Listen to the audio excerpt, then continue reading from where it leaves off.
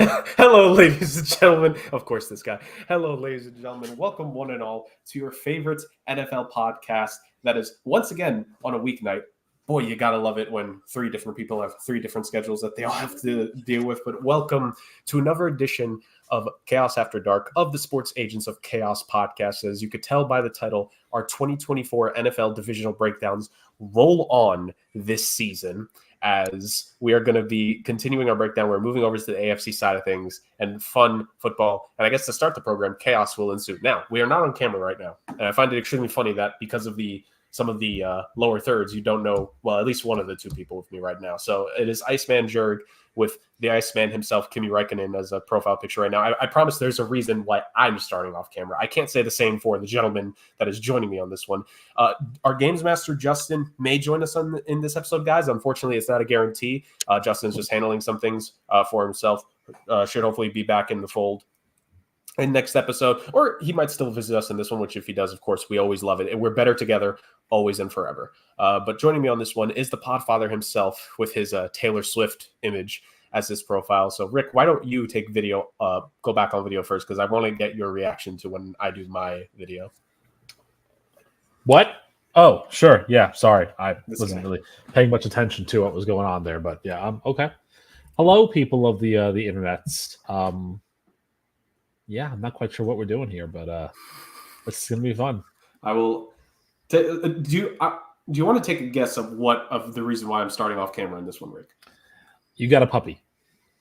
No, I see. Part of me wishes, but I know I'm not responsible enough, nor do I have the work-life balance to be able to do that. Yeah, your company's not very good on work-life balance. That actually makes a lot of sense. You got a turtle? No, I was going to say about the company part. Yeah, why do you think we've been doing these shows this late the last couple of weeks? I mean, yeah. Although to be fair, it's not just me. No, not a turtle. It is not pet related. I'll give you one more guess. Okay. You are revealing to the world that your hair is actually fake and you're going bald for the rest of the show. How dare you?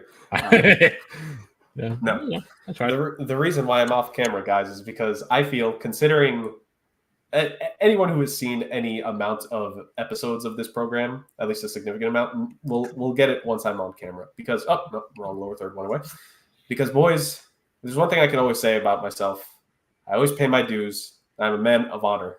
Therefore, first off, happy birthday, Sienna. Yes. And second, yes, it was purchased as the prophecy foretold. And it's here. Oh, it has look at that thing.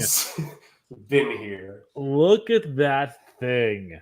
But this is indeed a Tennessee Titans jersey. It's a Tannehill jersey, isn't it? The man. Just the man. Oh, no, the back of the chairs. Oh. Yeah. Yes, I came in third in the pick challenge last season. And as the bet was, the person that has come in third the last 2 years has had to purchase a jersey. I believe, was it the Cole Kmet or the Cole Strange purchase because of the pick challenge last year, Rick? Was it Cole Strange? Because I'm guessing it was the Cole Strange. The Cole Kmet was when I became a Bears fan, and the wheel spin, and then the Aaron Rodgers one was the second wheel spin that killed the bet. Yes. So this is a running tradition officially on the show. Oh man! Yes, I got this thing a while ago. I've just been waiting for the perfect time to deploy it, and lo and behold. Well, I mean, tomorrow, since we're doing this on Wednesday, tomorrow is the official start of NFL preseason. So there's that. Yes, it is the Hall of Fame game this week. Yeah. Look at that. Yeah, including the I think the tag's still on the sleeve, by the way. I left that on purpose. You think I'm taking the tag? I mean, if you got it for a while, I don't know if you can send it back. I don't know what the Fanatics return policy is on those. Oh things. No, I'm not. It's not me sending it back. It's just like this is my form of protest. I'm keeping the tag on this thing. Oh, I mean, to be fair, if I can be serious for a moment, at least he's no longer on the team. So sure. That adds to the comedy of it more so, the fact that he's no longer on the team. It does, absolutely. That man is still a free agent. I will say this. It is a very nice jersey. It is. Here's the thing. If the Tennessee Titans were more likable, this jersey combination kind of slaps. Yeah. I actually think I actually look good in blue because My favorite suit I've ever worn, we're really getting off topic to start this episode. My favorite suit I've ever worn, Rick, honestly, it was a gray colored blazer. Yeah. With a blue button up and a blue tie. I wore it to my last interview that I did to get my current job. Because it was a round of 3 interviews, and I wore it because that was at the time it was Zoom, right? It was like mid-late 2021, so it was still like Zoom interviews. And I was like, okay, I've worn my black blazer the first 2 times. Even though it's going to be somebody different, I wanted to switch it up. And also, it was about time I got myself a second blazer and a new shirt. So I got that. And honestly, I think I look pretty good with it to this day. I haven't worn it in a bit. I gotta bust out that bad boy one of these days. But I think I actually look good in blue. So yeah, I listen. You paid up on the bet. We appreciate that. And it looks good. I mean, listen, it's gonna be a lot of fun though. I cannot wait for Justin to see this.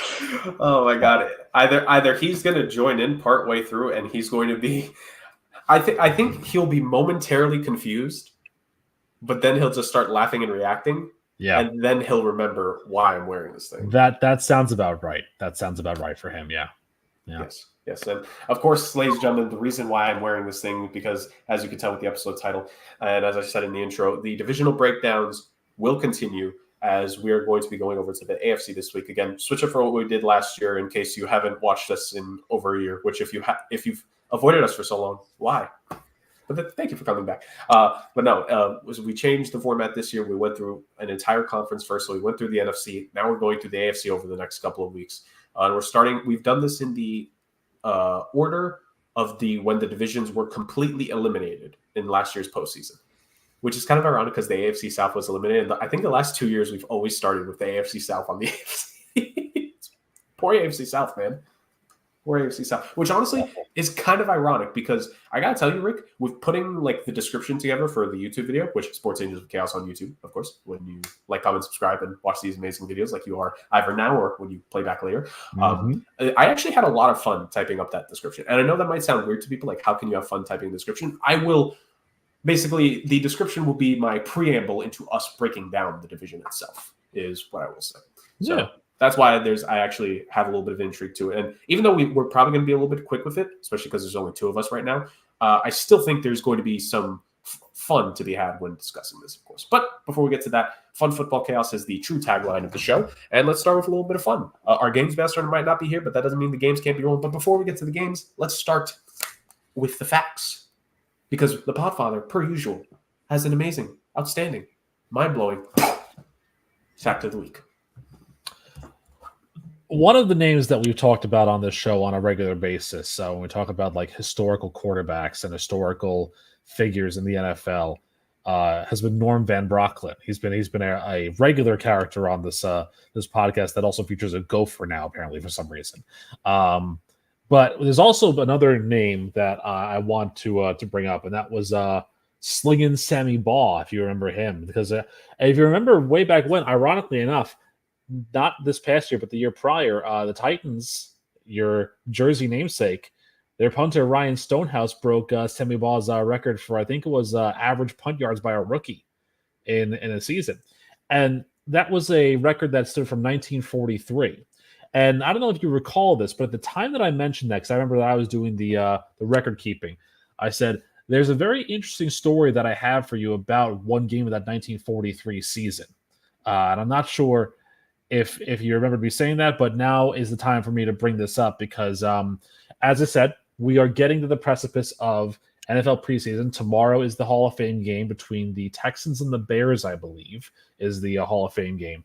And one of the things that happens during Hall of Fame weekend is obviously you have the professional Pro Football Hall of Fame class that gets inducted. Well, Sammy Baugh obviously is a member of the Pro Football Hall of Fame. He was known for playing 3 different positions because back in the 1940s when he was really coming into his own, there weren't 53-man rosters. There were maybe 25-man rosters of that. So, guys would play every position. So Baugh was listed as both a quarterback and a punter, as you know, but he was also listed as a safety, which leads to this incredible stat line from the Washington you-know-who's game against the Detroit Lions from November 14th of 1943, a game that the you-know-who's defeated the Lions 42-20, keeping their defending of the NFL championship alive. They were 5-0-1 at the time of winning this game.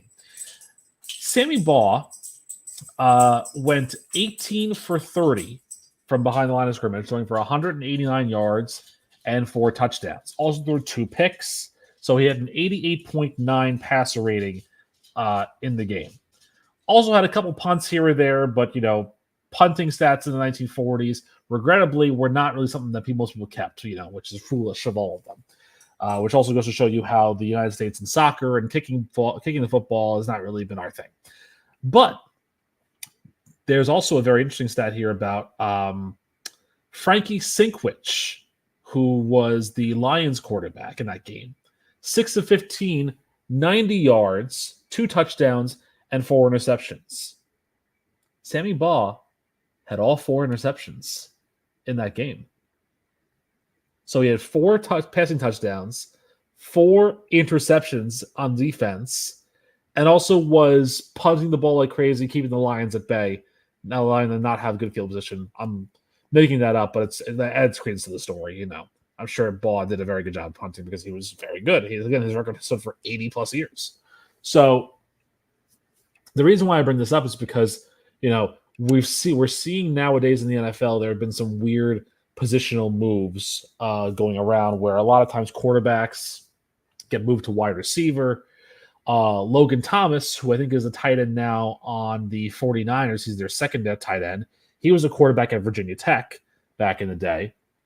And Justin Fields, who was the quarterback, quotes, for the Bears, is now trying to return kicks for the Pittsburgh Steelers. So in an era of football where guys would play 3 different positions or 4 different positions or, would coach the team and also play on the field like Norm Van Brocklin did, slinging Sammy Baugh's game on November 14th of 1943 was a sight to behold, and honestly, something that we're never going to see again. Because could you imagine watching Daniel Jones or Patrick Mahomes lining up as a strong safety for their teams? Oh, no.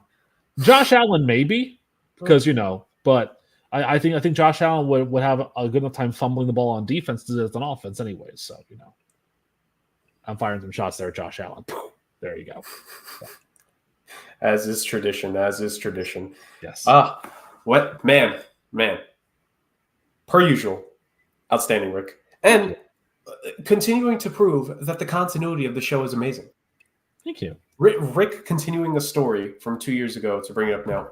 Better long-term storytelling than AEW. Once again, Rick. I mean, I don't want to say here comes the money or anything, but, maybe here comes the money. Money talks. Dollar. Here comes the money, and there goes the money. From never getting it from countries such as Belgium and Wales on this program ever again. Hey, no, the Welsh are fine. It's the Kurgs that you have a problem with now. Well, yeah. The Welsh hold grudges sometimes. Right? That's fair. We have to handle that. Yeah. But no, in all seriousness, that was a outstanding, mind-blowing fact to behold. And I can only wonder how many more we have stored in the chamber. It's a good bit. So, ladies and gentlemen, we will never be dry of mind-blowing. Well, to tease you, there is a species of immortal jellyfish that I'll be talking about next week. I cannot wait, honestly. I almost wish we could already get to that. Well, we'll just do one for this time. Yes, just one. So, that being said, we are continuing a little bit. This is I've made the joke before. It's like, it's always like, we want McDonald's. We have McDonald's at home. We want games. We have games at home. This will be that version of that, ladies and gentlemen. I have a very quick name that player to have a little bit of fun with here tonight. Okay. Honestly, the reason why I've picked this player is because this was the first player that popped in my brain. It's no further reason other than this. Yeah. But there is ironically very, very slight continuity relating to something that Justin has been quizzing us on over the last couple weeks. Very slight continuity, but not exact continuity. Because Rick. Yes. So the format, if you're new to this game or if you missed the game section, usually when you do watch us, which is would be very odd considering we have streamed at various different times over the last month or so. But regardless, regardless of that, in case you end up missing the games or this is your first episode, first off, welcome. Second off, no, trust me, I don't wear this on a weekly basis. I would not be caught dead in this garb on a regular daily basis. And third, Name That Player was a fun game that we came up with that Justin basically gives us 3 rounds of hints to guess a player that he has come up with. So this is going to be a very quick and abbreviated version of that. The last couple of weeks, Justin has found a lot of focus on players born in England. And that's what we're going to continue with here. But not one that has won the Super Bowl this time. So I can confirm that. He's never won the Super Bowl, so don't worry, Rick. I'm saving. Let Justin have that one for himself. Okay. But this is a player. So the first hint that this player was born in England. He was born in Birmingham, England. Okay. He ended up going to high school in Maryland. Mm-hmm. And for college, he went to, of course, a all NCAA caliber school, Morgan State. So born in England, went to high school in Maryland, and then went to Morgan State for college. That was the first hint. Multiple facts in the hint, yes, but first hint. Yes, multiple facts in the hint. You know, here's the problem with this. The problem with this is that I know you. I know you very, very well. And I know why you're bringing this up, because I know this is just the absolute most hilarious thing ever. And I have a name in mind, but I don't want to ruin it. So I'm going to say, give me the second hint. Okay. The second hint, this player was part of the 2003 draft class. The 2003 draft class, also known as the draft class before the 2004 draft class that actually had, all the quarterbacks of Hall of Fame caliber. But this draft class is known for Carson Palmer as the first overall pick, Andre Johnson, Hall of Famer as the third overall pick, Charles Rogers, second overall pick, not a Hall of Famer somehow. And also, actually, this was, when you look back at it, there was like a run in close to the middle of the first round. A lot of really good players drafted in 2003, Rick. Jordan Gross, 8th overall, was a stalwart for Carolina for like a decade. Mm-hmm. Kevin Williams, 9th overall by Minnesota. Terrell Suggs, T-Sizzle at 10. Marcus Trufant at 11. And one of, if not the best safety to many of all time, at 16th overall, Troy Polamalu, or Polamalu, if you are certain people. Yes. And don't forget, I believe in that draft too, at number 31 was a player who would, like Jonathan Owens, become more well known for who he's married to instead of what he does on the field. Because 31 was Nnamdi Asomugha, a.k.a. Mr. Kerry Washington. Yes. And 4 picks after Nnamdi Asomugha was selected, Rick, Peanut Charles Tillman. Good times. What a draft class. Now, this player was not selected in the first round of that draft. He was not selected in the second round of that draft either. He was selected in the third round of that draft by the New York Football Giants. So that is the second hint. Well, I mean, from Morgan State, you would think that he wouldn't be drafted in the first or second round. The Giants is interesting. And this is a time also when I followed the Giants a lot more because of that fervor coming off the 2000 Super Bowl and all of that. So I officially know who we're talking about here. Can I say the funny third hint? Of course. Go for it. Because you've obviously known from the start, but I just think the third hint would make it funny. The final season of this player's career, he played one game. Mm-hmm. And that one game he played for the Tennessee Titans. Of course he did. See, I also think that this is a funny anecdote too, knowing the player. I thought you were going to mention the towel incident for when he was a Minnesota Viking. They were doing an interview with I think Brad Childress or Ziggy Will for something like that, and this player was on camera towelless, if you will. And also, I would pronounce this guy's name wrong, but now that I'm confirming, it is Visant Shenko is the player that we're talking about. Yes. I don't say Visante Shenko, but it's Visant Shenko. Yes. I also just sounded like I was from middle America with how I said that. Visant Shenko. Yes. When I was growing up and watching YouTube videos of people playing through Madden, when they would pick him up, I remember the YouTuber I watched the most, he would pronounce his first name Visante. which is Yes. how I pronounced it for so long. Yes. Of course, as many did. Yes. But yes, Vasynchenko is of course, the go-to player that I had for this, just because it's a ball. You know what? Honestly, and I'm sure you would believe me here. I did not realize he played his final game with the Titans until I searched this up for the name of that player. Oh yeah. Did not realize it. So yeah. The symmetry, it just continues. So if you're interested, you want me to give you something interesting? Do you like a fact, or do you have a name that player? I have a name that player as well. I have a full list, and so I'm going on my list here. Okay. So your number one clue: 2004 draft. Okay. 4th round pick out of the University of Texas by the Chicago Bears.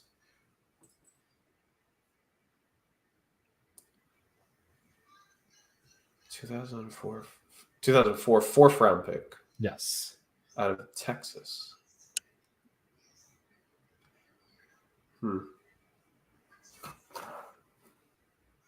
No. Wait. No, he wasn't a 4th round pick.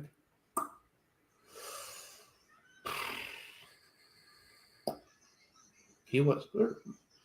No, he wasn't a 4th round pick. I don't think he was drafted in 2004. Is this one of those cases where the second and probably the third hint are going to be what saves me here, because I definitely don't. I definitely don't have him first, but I'll say a Bears player just so it could be like a round by round thing. Yep. The player that I will say is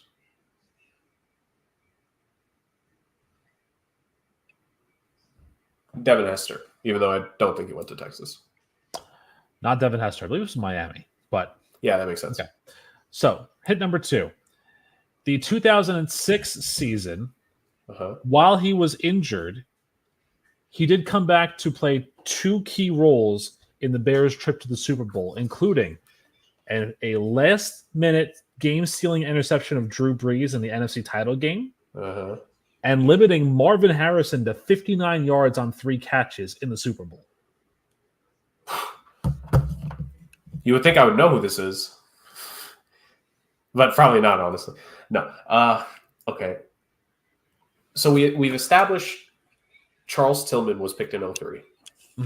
So it's obviously not him. But this would be either the corner who played opposite of him or someone in that cornerback room that obviously played an important role. Now, I cannot name you a single other cornerback that was on that 04 team. Oh, boy. Well, if I get the first name, do I get a half credit? Yeah, of course. Okay. So I'm just going to guess the first name here.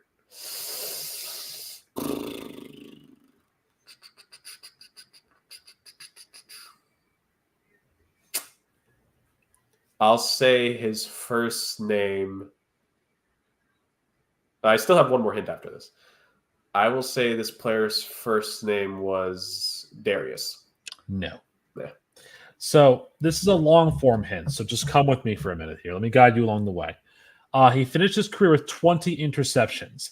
However, in 2005, when he was on the Pro Bowl with 8 interceptions to lead the conference, he was known instead for setting a record that would last 2 seasons. Oh. Including, so Devin Hester tied this record this next season, and then Antonio Cromartie reset the record the following year. For context, it was the longest return of any kind for a touchdown. Ooh. Of 108 yards off of a missed field goal.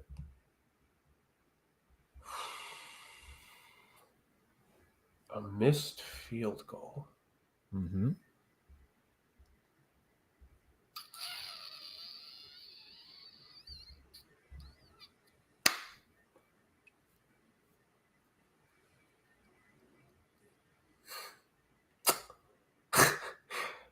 just trying to think of first names.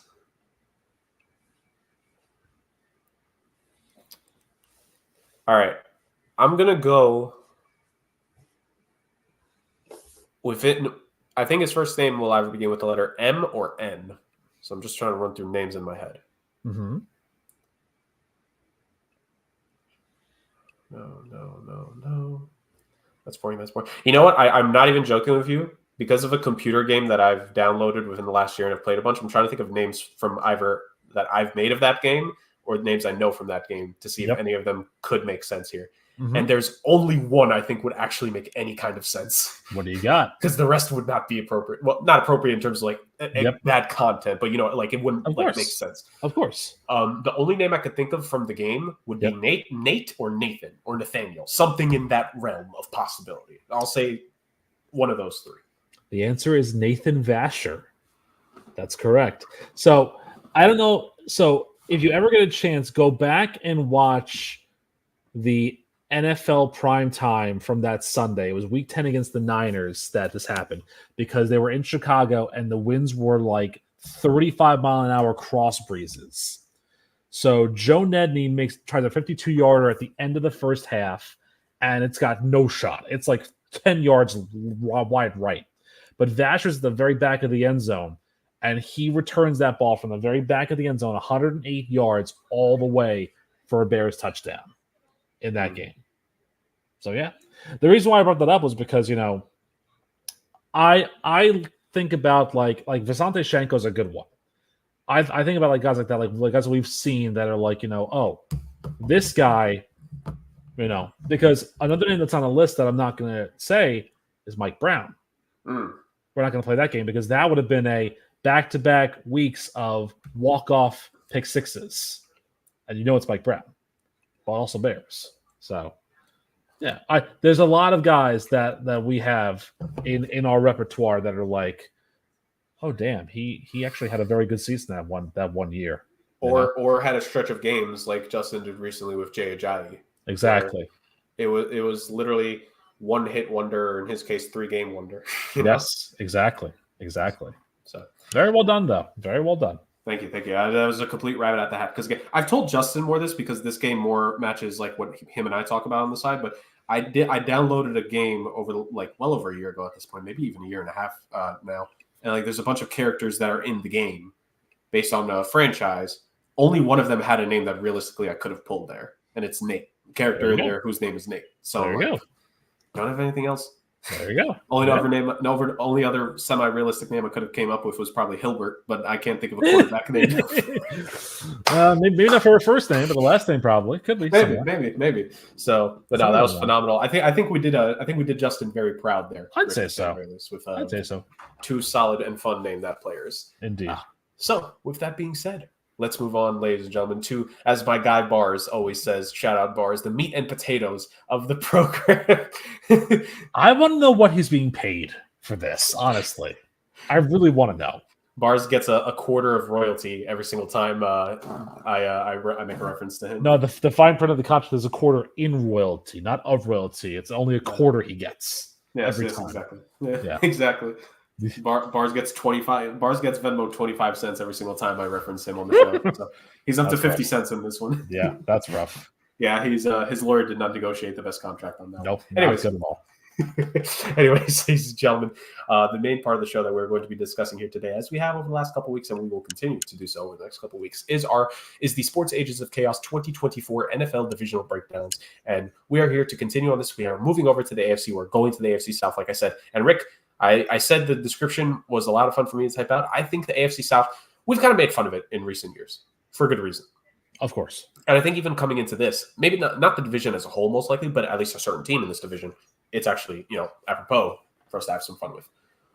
But I really do think, and this might be a hot take here, considering the other divisions, I think the AFC South might be the most sneaky competitive or compelling division in the AFC. Mm-hmm. And here's why I say this.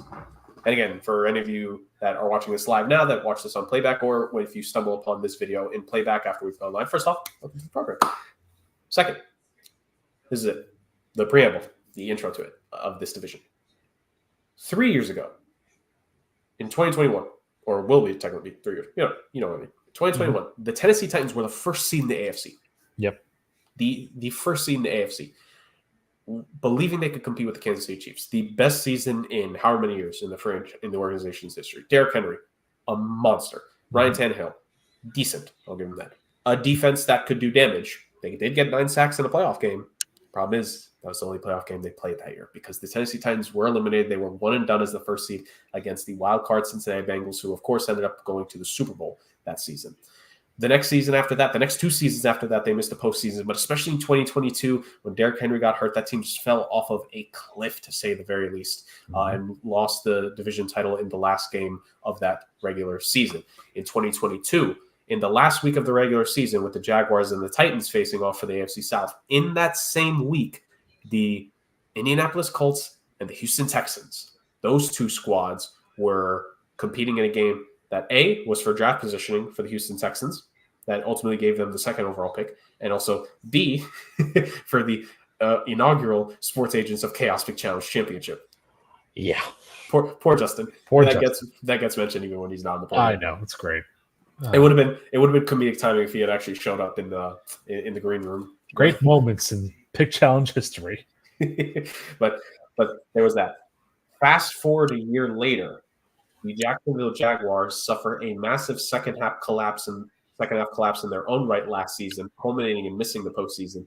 And the Colts and the Titans were essentially competing for the top seed in that division, competing for the AFC South a year later compared to what their matchup in 2022 was. So with that preamble, what I'm trying to say is that division has had different winners over the last 3 seasons. Yeah. And it's been very compelling to see what has happened to each of those teams and the change of all 3 of those organizations from then to now, right?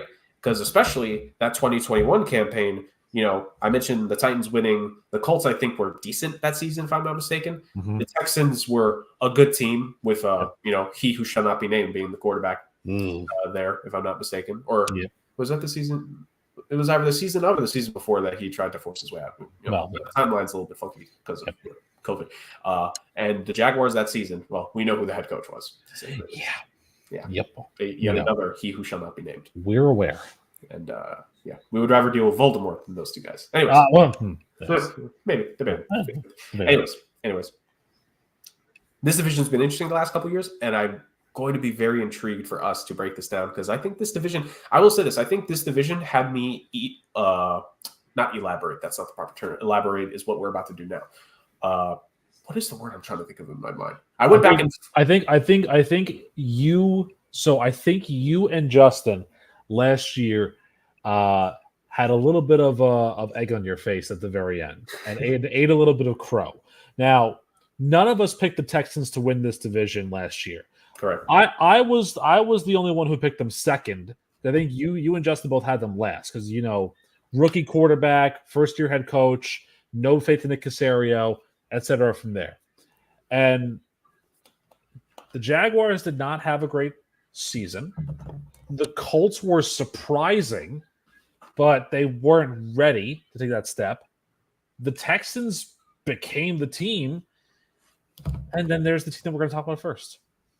Yes, because, ladies and gentlemen, once again, if you are new to the program, the way that we do this is we go from the bottom of the division to the top of the division based off of last year. And, well, I think you guys know who finished last in this division last season. The Tennessee Titans finished 4th in the AFC South.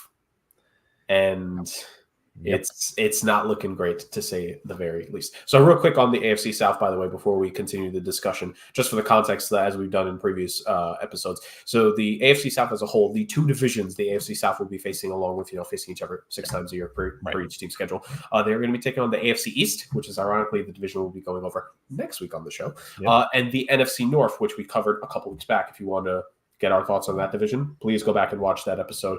I think some of the most fun that we've had so far. I think the last 2 weeks have been extremely fun when it came to breaking down those last two divisions, the NFC North and the NFC West. I think so. That continues here. I think that one will continue here. But the Tennessee Titans will be the first team we go over here. And Rick, there's a lot of change in Tennessee, which is something that a lot of people have felt has had to happen for the last couple of years. How drastic was this change? Very drastic, to say the very least. The starting quarterback, the starting running back, and the head coach, all different from 2023 to 2024. Different pieces here and there on the squad. They made an interesting trade or two, interesting signing or two in the offseason. What will that amount to? Who knows? But what they needed to amount to, Rick, is a good first season under the new head coach in Callahan and a proper full season for, well, he did play some games in his rookie year, but now entering year 2, Will Levis? And that really is the answer. The number one question, I think, Rick, for the Tennessee Titans to ask themselves for 2024, and that they need it to be answered by the end of this season. Is Will Levis the quarterback they can build around for this team? I'm not even going to try to say a franchise quarterback necessarily, because I try to save the idea of being the franchise quarterback to the guys of that supremely high upper echelon. Whereas I just don't think Will Levis will get to that point. But can we take it a step or two back of it? Can Will Levis at his best do enough for you to help you be a winning team, a playoff caliber team? That's still going to be tough for them to answer. It's Will Levis as the starting quarterback. A couple of, let's be real here, this is not a great quarterback room. This is arguably one of the worst quarterback rooms all around in the NFL. Tony Pollard is the starting running back with Tyjae Spears as the backup. Calvin Ridley, DeAndre Hopkins are the top 2 guys that lead this wide receiving core, with another veteran set of hands in Tyler Boyd and a young receiver in Traylon Burks, we're still waiting for him to break out, Chigakonkwo as the starting tight end. Showed some moments last year. I actually really like him as a starting tight end. I think all 3 of us are big Chigakonkwo guys. It's just so tragic that he has to be on this team. And a starting offensive line that I think we'll get to here in a couple of moments, because I think part of the reason we're focusing in on Will Levis is our thoughts of what this offensive line could be.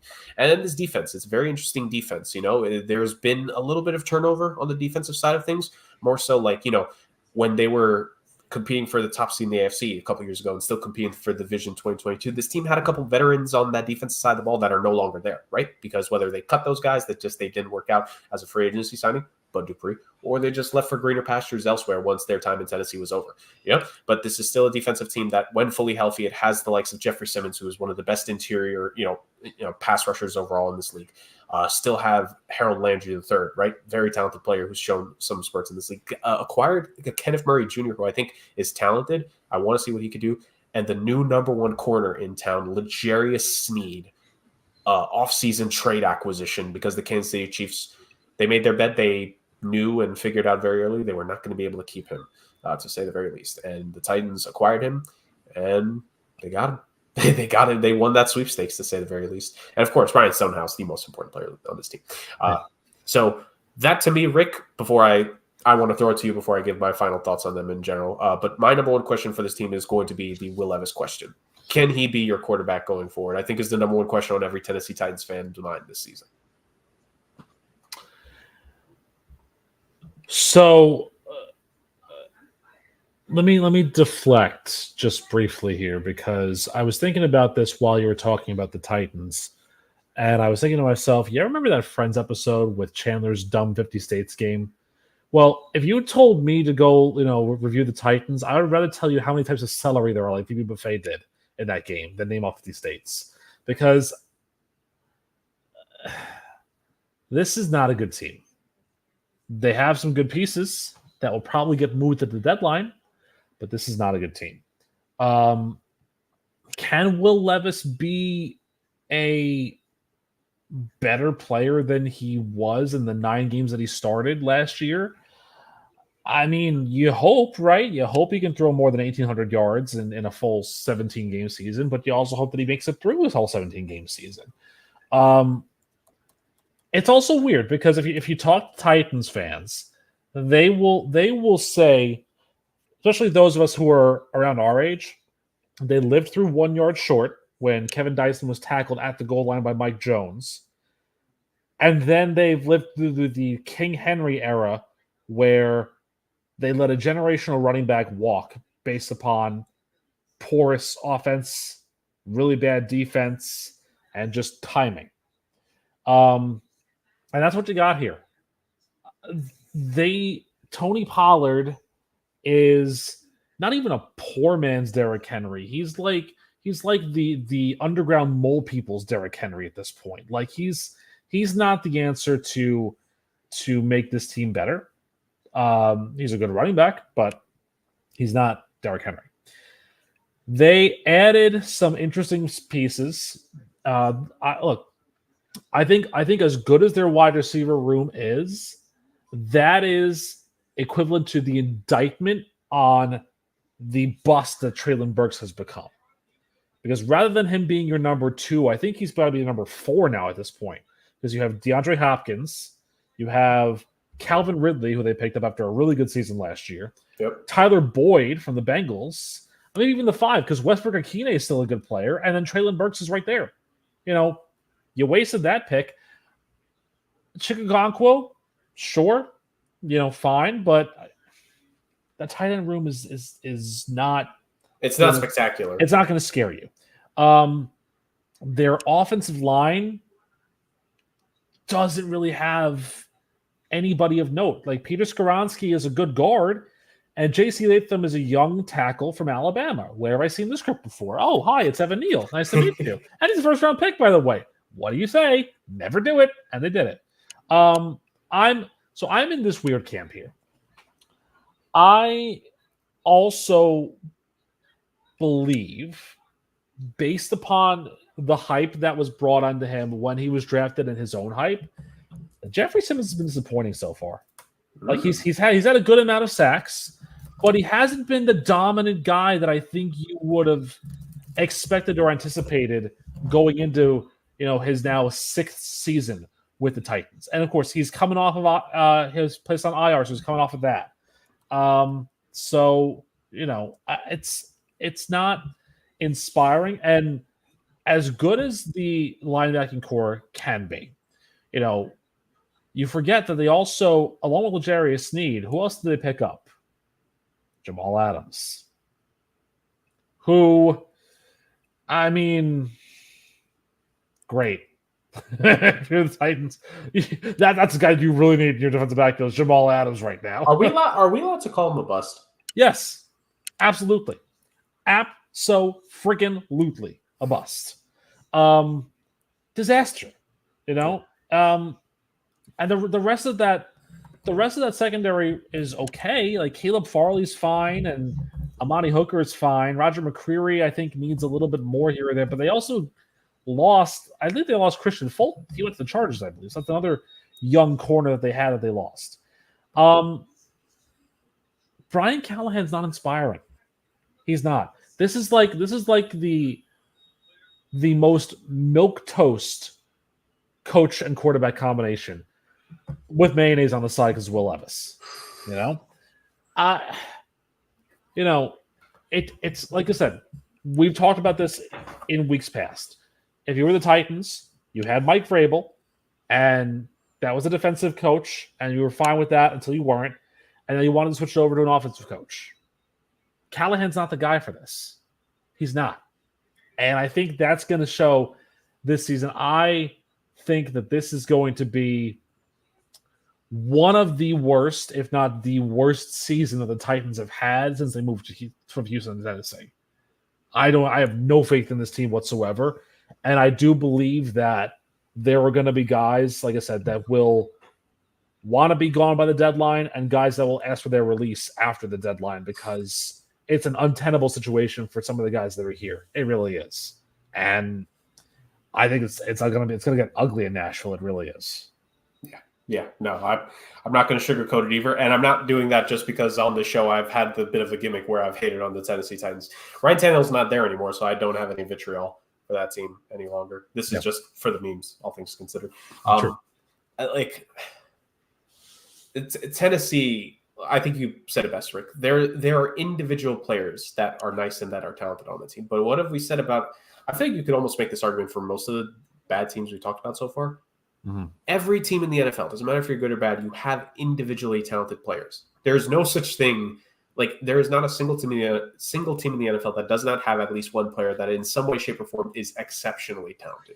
It could be your kicker or punter. That still counts as exceptionally talented. Yes. Like every NFL team, we're talking about the guys that were the best / peak of form, most of them in college. And if they were not that in college, they were the best player, if not top 2 in their position in their respective state in high school, right? Mm-hmm. We're talking about guys who have worked to get to this moment, to the professional ranks. And we're talking about a team in the Tennessee Titans that, if just we're being honest, they don't have it compared to the teams in this division. Let's just focus on this division. The Tennessee Titans just don't have it. They are look at every single group together the starting positions. They come 4th in quarterback, and it's not even close. Nope. They probably come fourth in running back, all things considered, right? JT, Travis Etienne, who's really good. And Mixon. Yeah, I'd say fourth. Yeah, fourth. Yeah. So they come fourth there. They're probably high up there with their wide receiving room, but the problem is that when the quarterback is ranked so low, The problem is too that everybody's wide receiver room is also really good. I mean, yeah, that's true. I mean, we'll talk about the Texans and everybody else later, but everybody else seemed to upgrade, and the Jaguars have friend of the show Christian Kirk. So that's always going to put you number one. Yeah, exactly, and so you have that offensive line. It could be good on paper, but the problem is you now have a left guard who is entering year 2 and a left tackle that's entering his rookie season. So there's a lot of unknown. Whereas you look at the other teams, there's a lot of definitives. Every other offensive line in this division has a known commodity, right? Whether it be Robinson and Tunsil in Jacksonville and Houston, franchise left tackles, or Indianapolis, even though you don't have the franchise left tackle necessarily, you have probably the best guard, if not number 2 or 3 in the game in Quentin Nelson. You've also got Ryan Kelly, who's been a great center for them, and Ryman's been an excellent project of a tackle too for them. So yeah, and he's still developing. It's like if you're Tennessee, you have the most unknown on your offensive line right now. So I wouldn't call them fourth off on a talent perspective, but from a confidence perspective, what can you say about them? Yeah, and then you look at other aspects like the defense. It's just. There's so many questions about this Tennessee team, and I think the number one is really going to be how bad it is. Yeah. So with that being said, I think we both get our thoughts. But before we wrap it up and go to the next team, which realistically we could make this short, but I think just because it's funny, because Rick sent this link to me, and I'm not going to read the whole thing, but I want to read a little bit of this. So Rick sent me a link from the defector.com. Yep. And I'm assuming this is a series of articles they're doing. Oh, it is. It is. Yeah, it is. This one actually came out today, by the way. This is really, really hot off the press. Yes.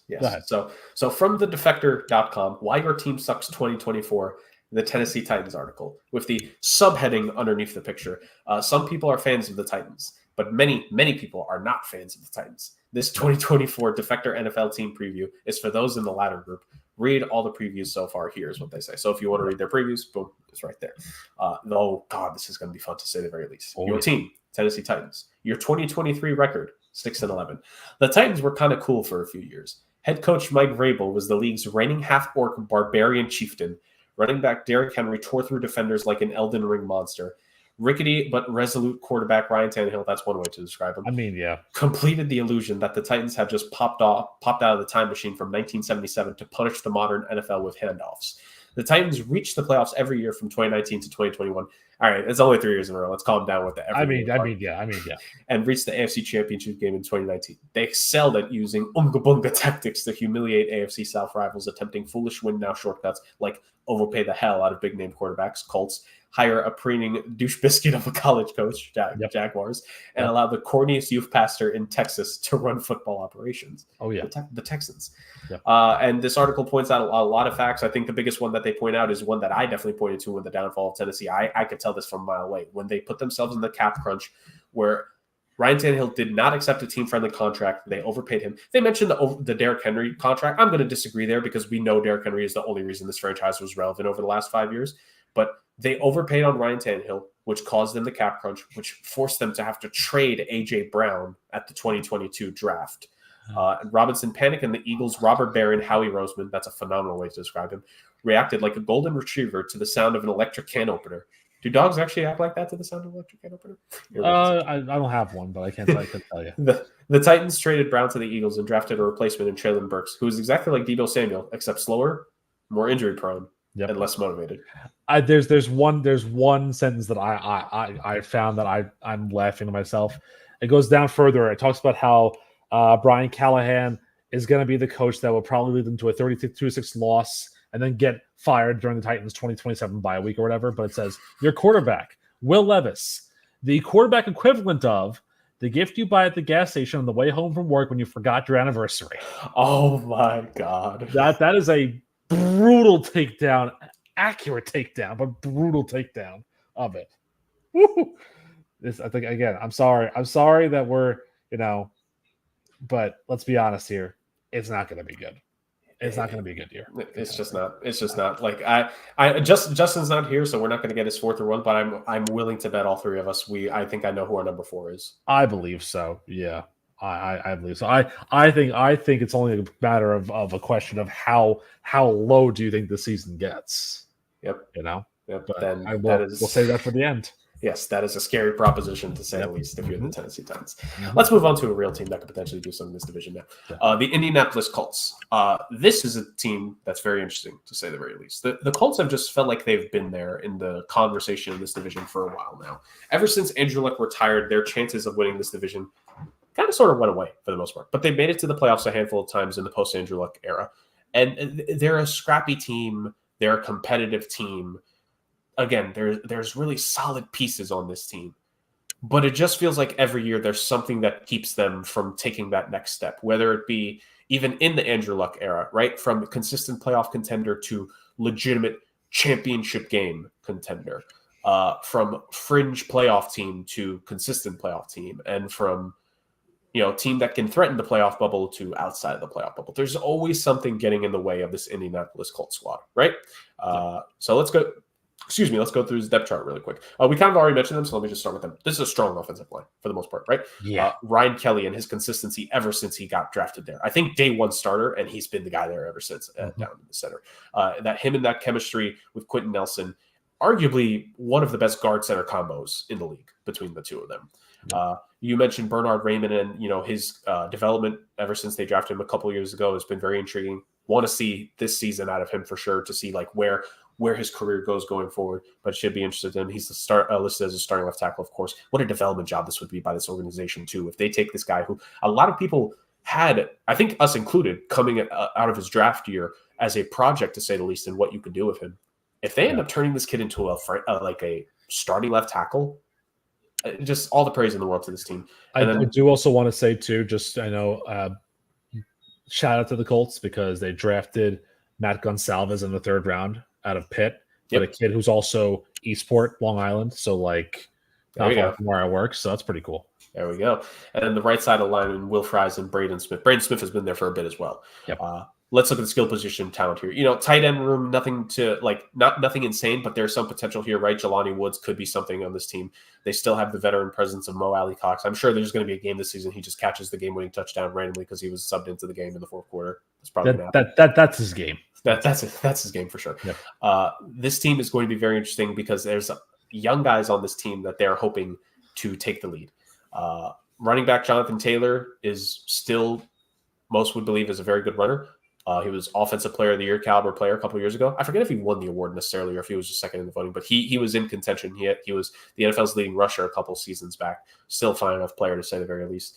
A wide receiving room with Michael Pittman Jr. as the number 1 option, and some solid pieces around him. I want to see what year 2 of Josh Downs looks like in this offense. He had a very strong rookie season. I think it's going to be intriguing to see if he can establish himself as that definitive. He's the number 2 guy, and he can be there as an extremely reliable weapon. And then Adonai Mitchell, and Alec Pierce. That's a pretty strong 1 through 4, if we're being honest, right? Yeah. But it all goes back to this man. Can he stay healthy? Anthony Richardson. The Colts season last year, Richardson got banged up a little bit early, but was coming back in games. And then ultimately the worst possible case happened. He got injured on a play, missed the entirety of the season. But the Colts, and credit to Shane Steichen, this team kept fighting, and this team was right there to potentially win the division in the last week of the regular season. And even losing that game, there was still a chance they could make the postseason. They weren't eliminated after that game, which, again, to me just speaks praise upon what this team can potentially do.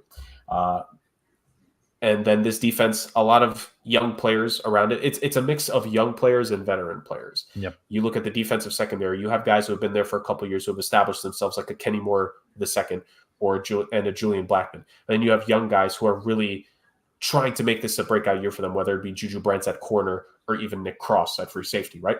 A linebacking core that it no longer has that definitive name on it. Is it maybe better for this team to just be a more well-rounded team, to have guys who could perform roles or not? We'll see. And then the front 4 of this team, to me, is where the strength of the defense lies. DeForest Buckner there. I mean, your defensive line is always in a good spot. You got a guy like that there. And can they get repeat performances from a guy like a Kwity Paye, who had a career year in sacks last year? and Odiengbu, who also had, I think, 8.5 last season as well. So between those two guys, can they repeat that? And then Latu, right? First round pick. It was a very interesting selection. What can he perform? What role is he going to fill in this team? This is a very intriguing team here, Rick. And unlike with the question of Will Levis of is he the franchise quarterback, I think the Colts believe in Anthony Richardson to be the franchise quarterback. Yep. Can he stay healthy for this team to realize what it could potentially become this season? I think that's the big question. But your thoughts about the Colts going into the season? Latu is going to be a starter day one because I'm sure you saw the news this week that Samson Ebukam is out for the year with a torn Achilles tendon after what was a career season for him last year. And that's just rough for him considering how hard he's worked to get to this point. Absolutely. 9.5 sacks last year. He was phenomenal for them. So here's the thing.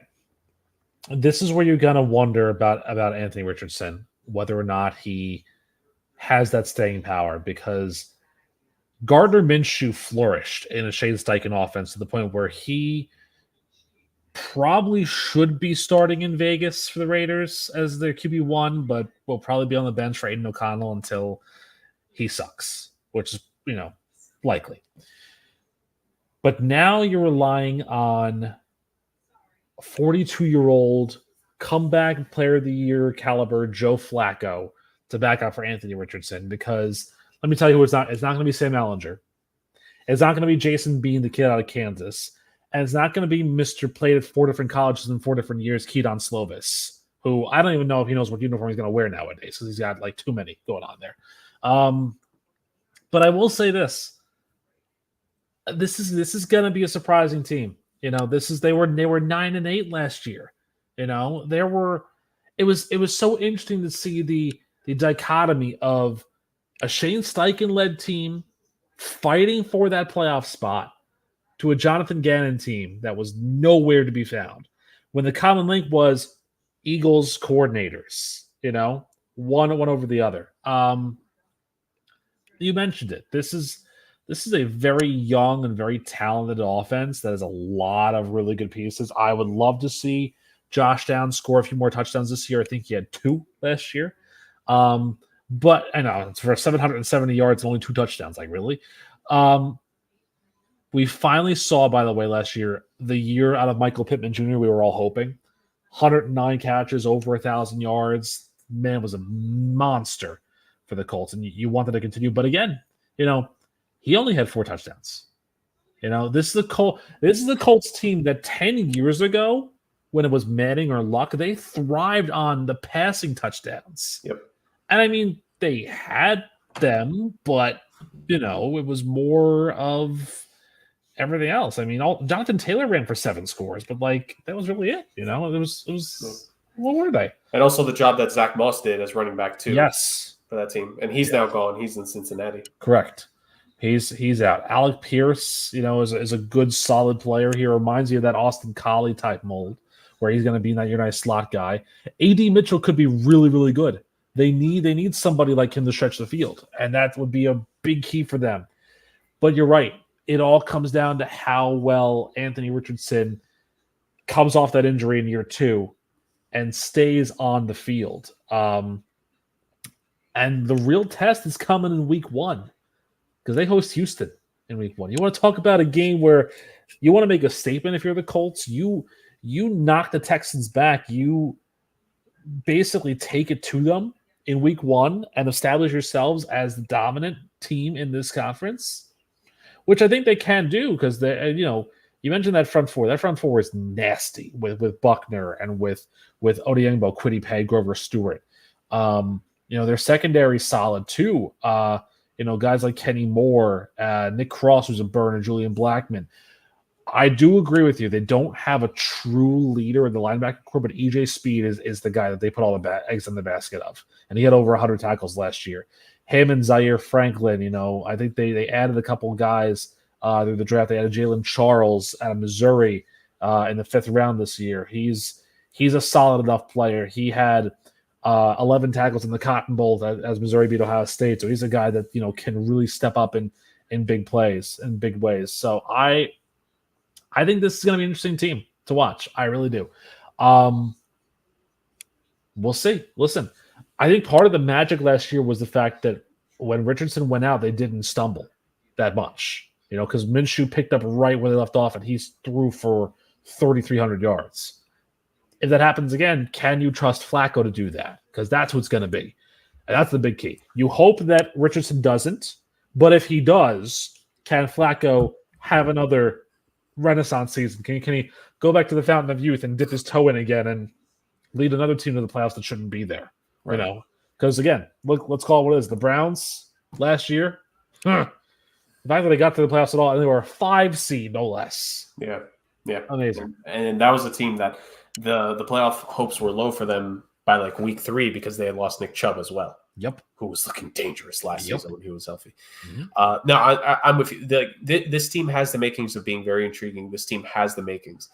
But it's like I said, I don't know what it is, man. And I can't even name it off the top of my head right now. But there's something missing with this team. There's just that one thing on this team that just they might just fall short again. And whatever you might think that falling short would technically be, I think in this case would be just missing out on the wild card again, which, think about the Dolphins, their first 2 years with Tua, right? They kept just falling out of the playoffs at the last week of the season. That might end up being the case with the Colts this year as well. They might just fall out just barely. But this is a team that's definitely going to be vying for a wild card spot and also even the division crown if things go their way. But the kind of player of Anthony Richardson, and I hate it whenever I say something that's generic because I don't like usually playing with the generic terms.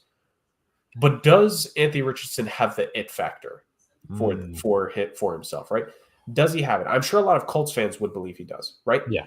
But does he have that it factor? Does he have that gear that none of us have been allowed to see yet because he played so limited time last year? So he's definitely. And I'm not saying he doesn't. Let me clarify. I'm not saying he doesn't. No, We haven't seen it. We've literally only seen him play like a fourth of a season worth of games. Well, again, I mean, yes, but also remember this: he was drafted not based upon his stock in college, because the year that he came out, Florida went 6-6. He was a Heisman candidate early on in the year, and then it faltered. He had 17 touchdowns and 9 picks. I think he threw for 2,600 yards or whatever. So he was drafted based upon his athletic capabilities, and you saw some of that during the year. I mean, the guy combined rushing and passing had 7 touchdowns. So you saw flashes. But again, raw player, raw talent, he has it. But because of that raw talent, he hasn't learned how to properly manage NFL expectations and NFL gameplay. It's like handing a 12-year-old the controller to College Football 25 and putting them on a Heisman mode. They're not going to get it right away. And with the glitches, their starting quarterback will go out with a back straight and be done with his whole career. Yeah. That's basically what you got. So you hope, but I think the big key for Shane Steichen and their offensive coordinator, who's got the greatest name ever in Jim Bob Cooter, you hope that those guys took him aside in training camp and in preseason and in film room and were like, you see what you're doing here? You ain't doing that this year. You're gonna find a way to play safer. You're gonna find a way not to do that.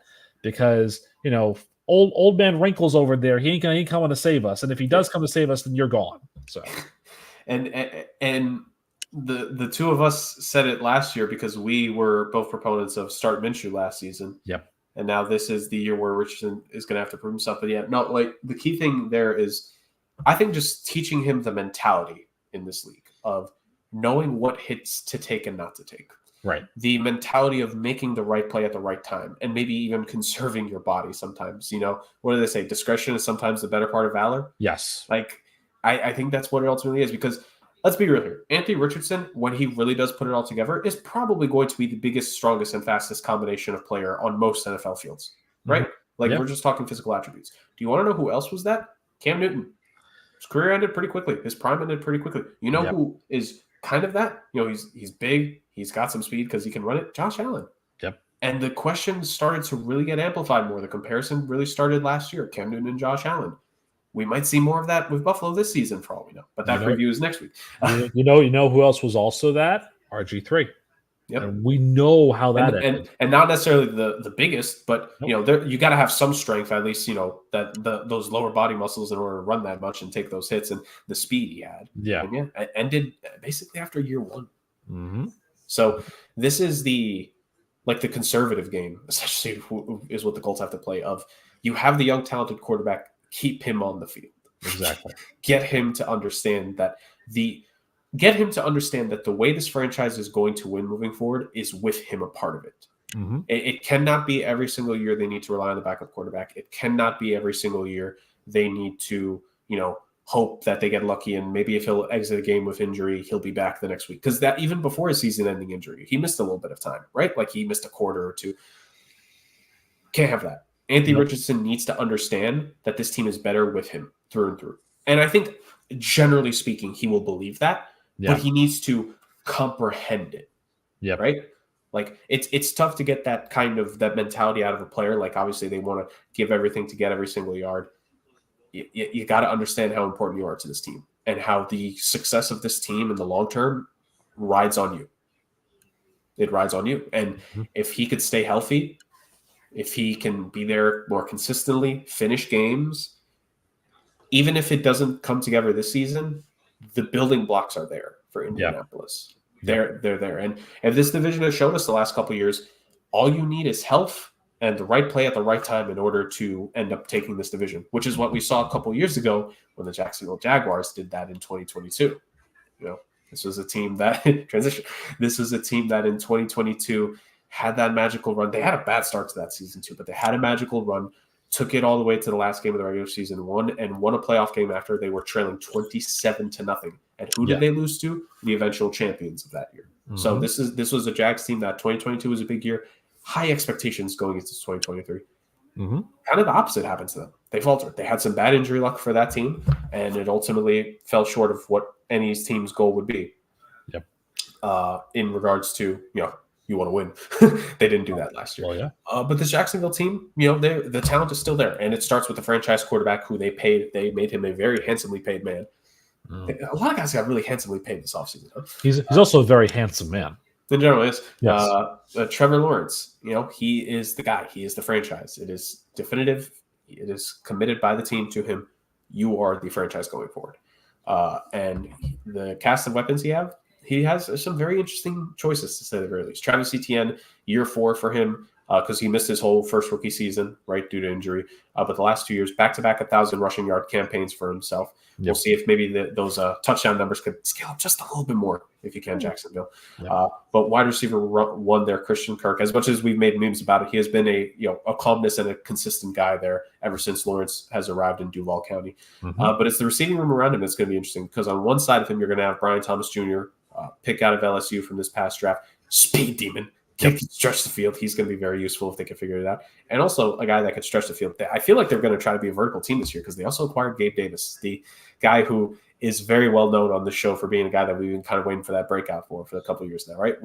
I don't think we got to do it before last season, but the previous year we did our spinning wheel. Or maybe we did do it before last year, like the spinning wheel, the wheel of chaos of the names that. Oh, the breakout players, yeah. The breakout players. He was a breakout player for us going into 2022, and still waiting on the breakout. So. Gabe Davis and Brian Thomas Jr. there, and then Evan Ingram, who it turns out his hands were not stone. They were not stone cold. They were just cold ice in New York, and it took that Florida weather to thaw them because he can actually catch some footballs down in Jacksonville. And a decent offensive line filled with plenty of guys that can, be ballers on any given day. Ezra Cleveland, big body. Mitch Morse, reliable center. Cam Robinson, franchise left tackle for that organization. And then Brendan Scherf and Anton Harrison, who Harrison, I believe he started a little bit at left tackle last year when Robinson was hurt. Yeah. Yes. Yep. So, Anton Harrison has that experience of being on both sides of protecting Trevor Lawrence. It takes a lot of faith to have a rookie tackle to do that, right? Yep. So you have that. Then defensively, it's a very interesting team. My question for the defense is ultimately going to be what production can they get around their top 2 guys? Josh Hines-Allen, no, Hines included, guys. Change his name a little bit. Yep. But Josh Hines-Allen, phenomenal season last year. 17.5 sacks. Next to him, very quiet sophomore campaign. Travon Walker, you got to give the kid credit, man. He showed up with a double-digit sack season in year 2. How can he build on that? How can that team build around them being $2 billion. You get two guys on a defensive line or in a front seven that could get you almost 28 sacks combined. Yeah. Jesus. Yeah. That's good. Linebacking core solid. Devin Lloyd, pick that all of us loved coming up. Olukin is someone who has proved to be a tackling machine. And then a solid secondary. This is not a special secondary. It's probably the biggest weakness for this team, but this is a solid secondary with Tyson Campbell, who I believe they extended somewhat recently, if I'm not mistaken. So yes. Yeah, so solid team all around. I personally think they could see a little bit of a bounce back campaign this year. I think this is a team that is poised to right some of the wrongs of last year. I think there's a chip on the shoulder for this team because I think this team believed that they should have performed way better last season, and I think they can. I do have, and I will throw this to you with your thoughts on this team, but this is my personal X factor coming, and it's not who you think I'm going to say, Rick. My X factor was going into now year 3 in Jacksonville for himself, Doug Peterson. Yeah. Because this is a guy who he has shown the magic can wear off quickly. They can figure him out in his scheming, and it does not bode well. And can Doug Peterson make that evolution as a head coach and take his own self to the next level with supporting this team and being that guy for Jacksonville? Because I think the luster has slightly worn off a little bit for being the guy after Urban Meyer.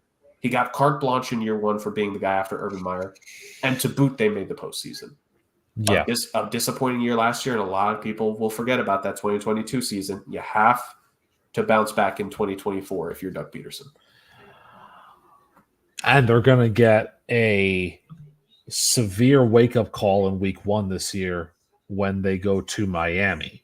Because if you want to test that secondary, which is a fine secondary, but not a great secondary, but a fine secondary, you want to test them, guard Tyreek Hill and Jalen Waddle and see what happens. And guard summer and early fall Tua, not winter Tua, as we've all talked about on the show a number of times here.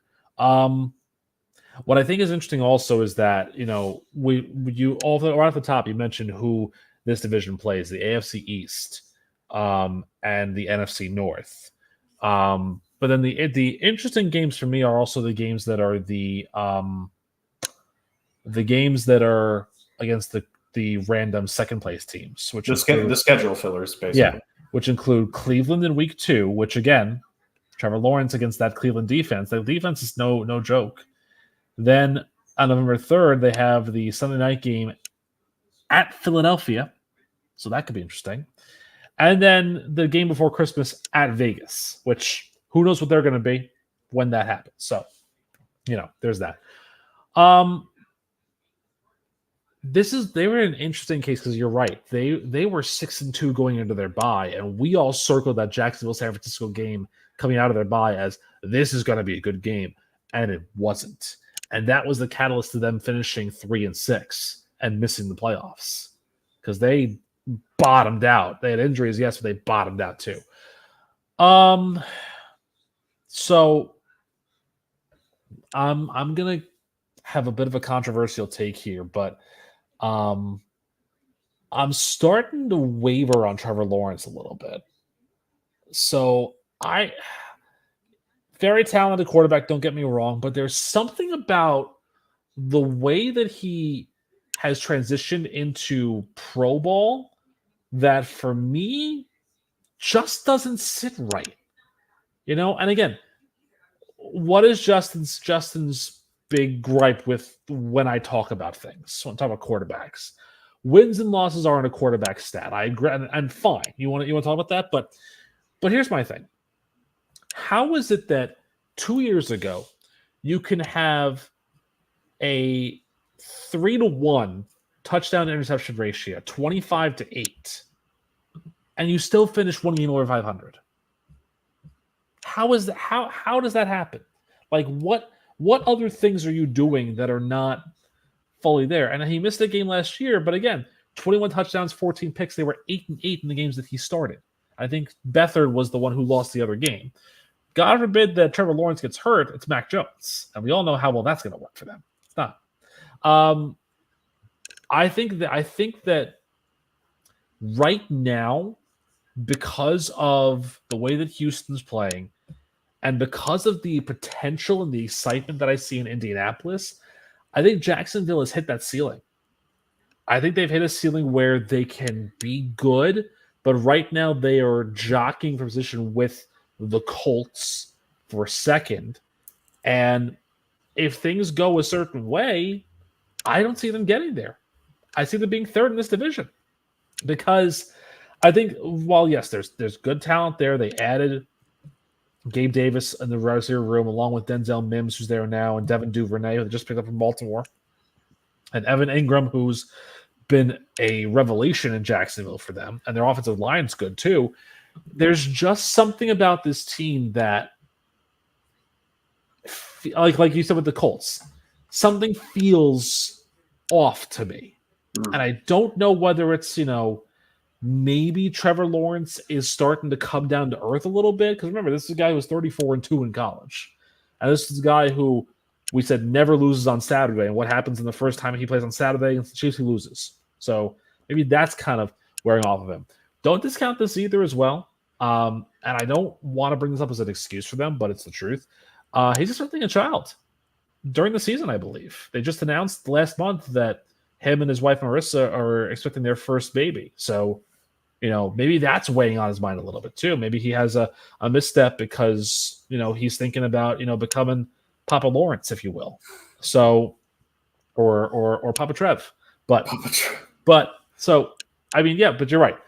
Doug Peterson might get a little too predictable. Trevor Lawrence might be a little too predictable. And these big names that they brought in, if they play well enough, but not above expectations, they're going to be trapped in that ceiling of 9-8, 9-7-1. And, if the Colts have a good run, they might pass them, I think. Maybe. It's honestly funny here. It's back-to-back teams where some questions about the quarterback, solid positions all around. And we both think that there's something missing from him. And it's just about who can put it together more realistically to be the second team in this division. And that's going to be important because, again, aside from the division, whoever wins the division, obviously it's the case. There's 3 wild card spots available. And I didn't say this in the NFC because I still don't think it's applicable in the NFC fully. The AFC wild card race is a murderer's row just in terms of talent. Yeah. Whoever in some of these divisions that you end up picking as the division winner is a blessing for that team because they get that home field advantage. Because let me just read for some of these divisions, just slightly off the beaten path here. AFC East. Let's say hypothetically you think the Jets are going to win the division this year, right? Mm-hmm. Yep. You think Aaron Rodgers-led New York Jets are going to make the division. That is totally understandable. Boom. You think they're winning the AFC East. What about the Bills and Dolphins who both made the postseason last year? Where do they sit in the conversation? Oh, maybe both of them could make the wild card. Okay, maybe. What about the AFC North with the Baltimore Ravens who won the North last year and the AFC Championship game have the defending MVP? Do you think maybe are they going to repeat as champions? Maybe. What about Joe Burrow? What about the Cincinnati Bengals? What about the Cleveland Browns who made the postseason last year as a double-digit win team? What if Deshaun Watson actually turns it around to be halfway decent? So that's 2 more teams to have in the conversation. The AFC West. Excuse me. What about Mike Tomlin's Steelers? You're not going to convince me that Russell Wilson and Justin Fields could do it. But somehow they always end up with a winning record. But somehow they end up with the 7th seed as well sometimes. Yeah. Okay. So let's say all 4 of those teams can potentially make the postseason. It probably is the one division in this conference that actually you could say that. Yeah. The Chargers in the Chiefs are running the AFC West. I think we know that once we get to that. Yep. Could the Chargers turn it around to be a wild card contending team in year 1 with Jim Harbaugh? Maybe. I don't know. Maybe. Yep. Maybe. It's a chance. So add another team to that conversation. Yep. And now we're coming to this division where no matter who we pick to be our winner, we just said that there could be 2 potential teams here that could be challenging for the wild card. Yeah. There are 3 wild card spots open. What 8 teams vying for it? Yeah. This is the definition of there is no such thing as a game that doesn't matter on some of these teams' schedule. Exactly. The Colts and Jaguars, there is no such thing as a game that does not matter. Exactly. Every single game matters for these teams. You have to look at every single game and not look past those games at the next opponent. And I'll give you a perfect example. Jacksonville's got 2 games back-to-back in England.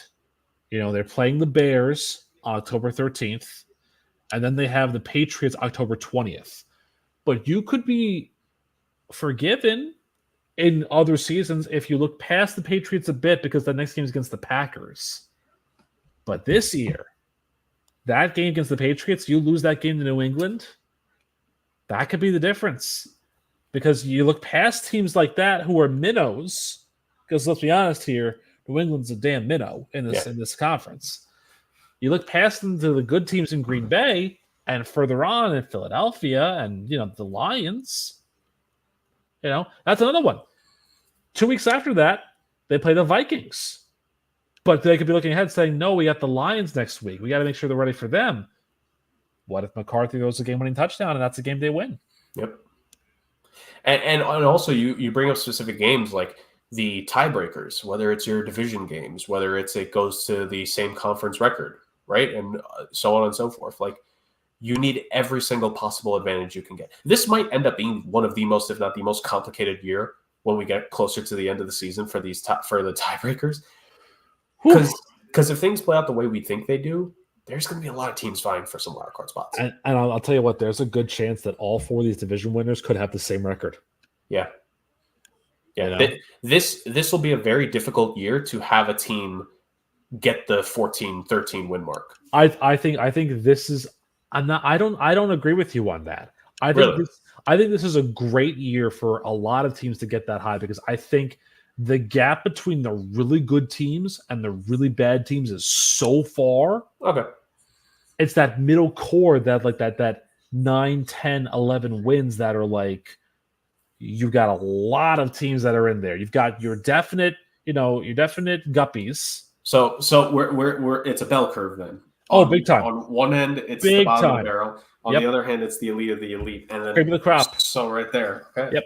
On the one hand, it's the bakers from Nailed It. On the other hand, it's like the guys who are at the Sorbonne in France. And then in the middle, there's me struggling to make lasagna. I get it sometimes, I don't get it sometimes. Just how it happens. At the end of the day, all of us will get yelled at by Gordon Ramsay. Yes. You make a good lasagna, I do a good steak. But I'm just saying, for the example, that's how it works. Rick. Yeah. Yes. Rick, this definition of off the beaten path. Do you think 24-year-old you would have survived in Hell's Kitchen? No. Nope. No, because there are ingredients that I've never cooked with before that I have no idea how to work with, unfortunately. So you give me a Rocky Mountain oyster and I have no idea what to do with it.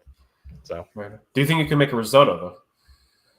I mean, that's a low hanging fruit because that's close to a last name that I share. But yes, I have made that in the past. Yes. Well, I was more so saying because I've seen a lot of clips from Hell's Kitchen, and the amount of people that have no idea, that say that they have training in being a chef, but always screw up a risotto is fascinating. You know what I always found too? If you watch Kitchen Nightmares, when they're like, "Oh, I'll make you risotto," and Gordon spins the plate because like it's stuck to the plate. It's like that's not a risotto, guys. That's wall art at best. So yeah, and ironically, I think it may have been in the same restaurant where they had like plates hanging on the wall, so he just like went up and like replaced it. Yes. Yep. Oh my god! Can we bring back Kitchen Nightmares, please? I think it is back actually. Is it? Yeah, there was a new season. I think they brought it back briefly, but I'm not sure if it's still on or whatnot. But we need more. We need a complete reboot of that show. Oh yeah, we do. We do. Speaking of a reboot, this franchise certainly had a reboot in 2020. See, you guys think when we go off topic, it leads to nothing, but it leads exactly to what we wanted to get to right here. Mm-hmm. The last team in this division to talk about, the team that in basically one calendar year, one season, flipped everything. Yep. Going into the 2023 NFL draft, the Houston Texans were a joke.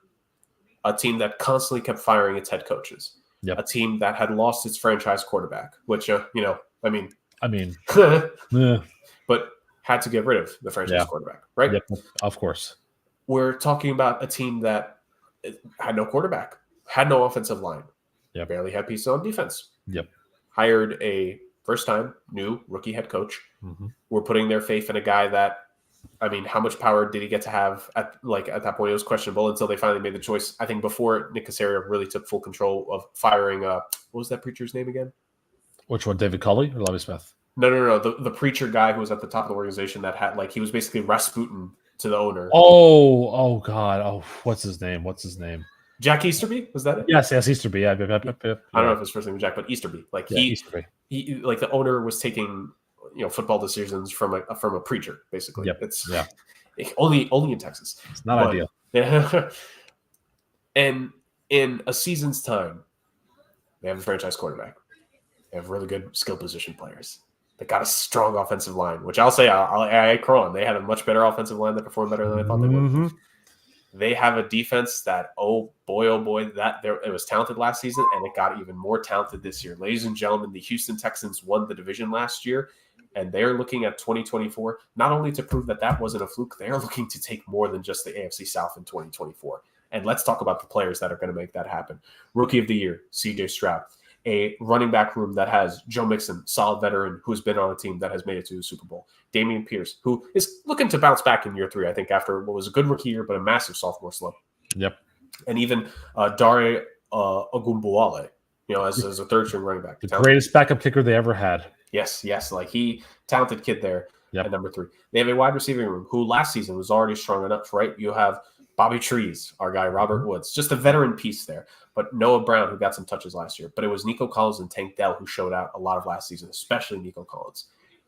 Oh, by the way, they added Stephon Diggs in the offseason to this team. Yes, they did. To be the guy there. Tight end, Dalton Schultz. Solid, decent player. Brevin Jordan. I really like him as a backup tight end. Just wanted to say that. And then, this is a offensive line that the uniqueness of the Texans offensive line, they put together this line in different ways. You have the trade that got you Larry Tunsil all those many moons ago because Billy O'Stooge was actually the one right move he was somewhat able to do, if I'm not mistaken. Yep. Kenyon Green, good solid draft pick. Juice Scruggs, solid draft pick. Shaq Mason, got him for pennies on the dollar, basically. Yep.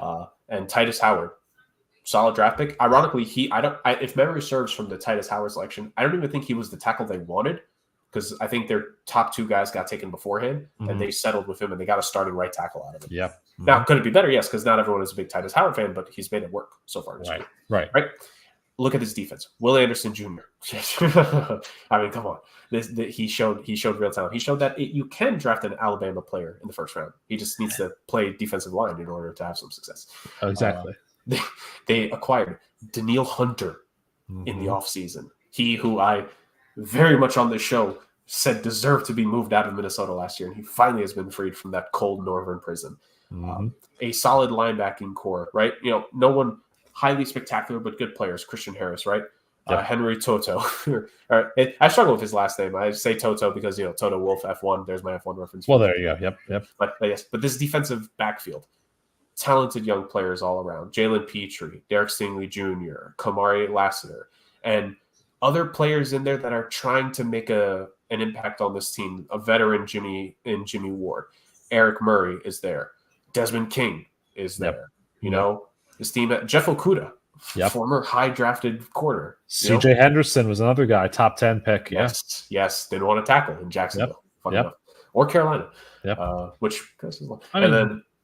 And you have Kaimi Fairbairn as the kicker and Tommy Townsend as the punter. What a unit. What a squad. Rick, we had these conversations late last season, I think even early in the offseason, like, dude, this Houston Texans team, this is going to be the darling pick for a lot of people this season. Yeah. Explain to the people, Rick, why they can very much back everything up in 2024. I've seen a lot of discussion about this team being incredible, and I've seen a lot of discussion about a team in the AFC North, which I think is just, the return of Joe Burrow has really heightened what people think Cincinnati can be. But the Texans are, this is, I think, what they wanted and what they expected when they brought football back to Houston back in 2002.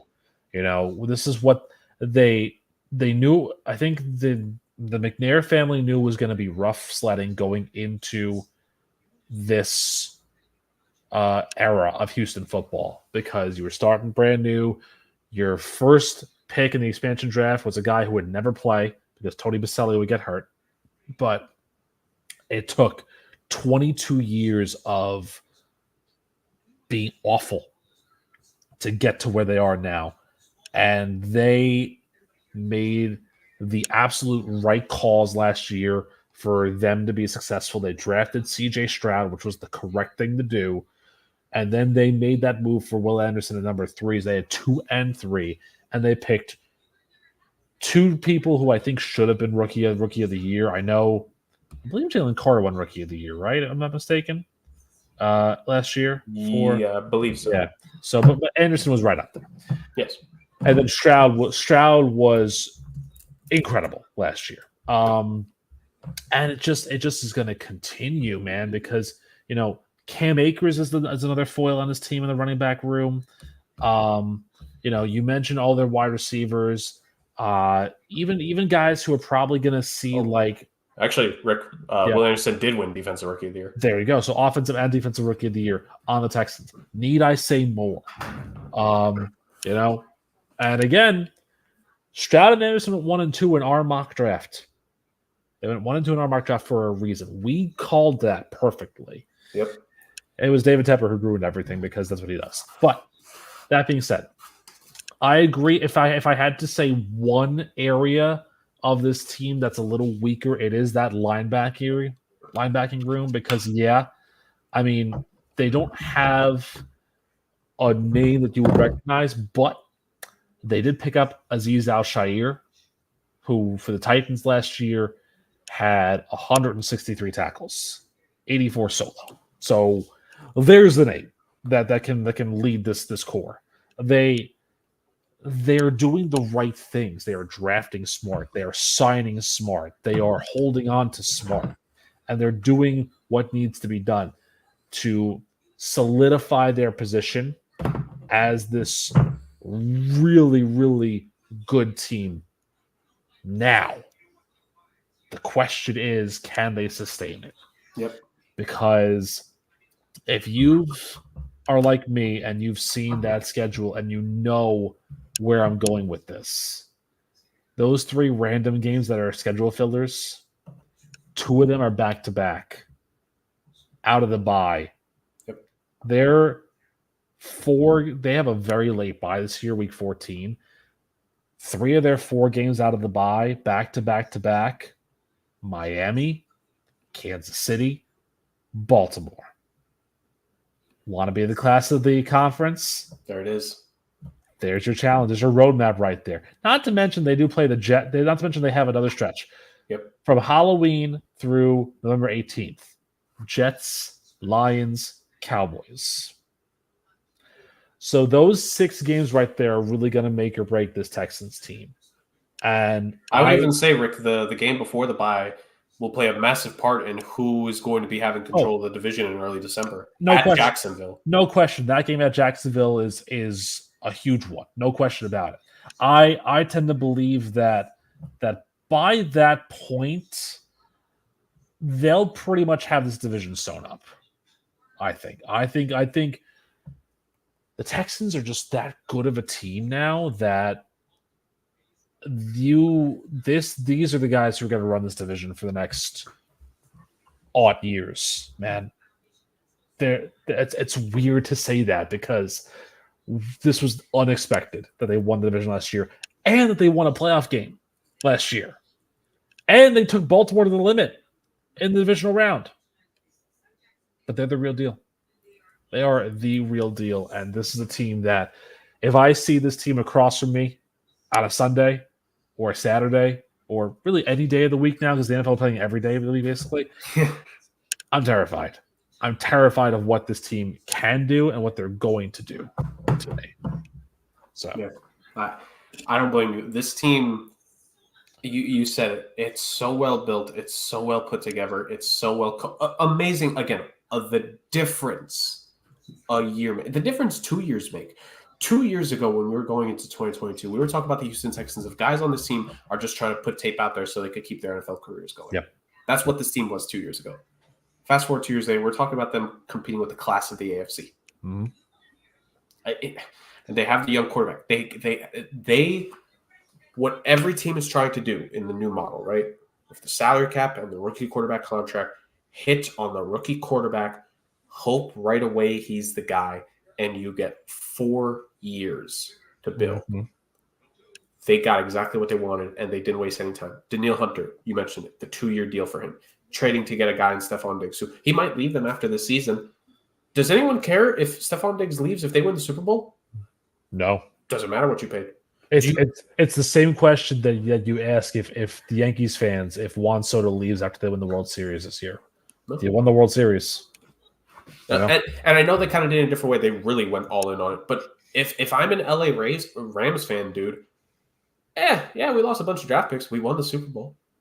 All that matters is getting the championship. You know what's ironic about that too? That you bring that up. The Texans have Ben Skoranek too. Yeah, which the Rams. So I mean, he's the real assassin. You know, he might just be like this. All that matters is getting the Super Bowl. It does not matter who leaves you. If at the end of the season, if Aaron Rodgers retires and Hassan Reddick leaves, if the Jets win the Super Bowl, was it worth it? Oh my God. Yes. Oh my God. Without question. All that matters is if you get to win the Super Bowl. And in order to win the Super Bowl, you need to actually have a realistic chance. I know when we always walk into preseason, it's like, oh, it's a new season and all 32 teams have a chance. No, you don't. Not all 32 teams have a chance. I have only had in my lifetime of the teams that I follow religiously one championship. And that was the 2006 Anaheim Ducks. Yep. That's all I've had. I've had 2 World Series as a Mets fan. I've had 3 AFC Championship games as a Jets fan. The Bears. Look, I think as a Jets fan, you even take getting to the Super Bowl because the last time they were in the Super Bowl was 69, 70. Right. They haven't been to the Super Bowl in 54 years. Yeah.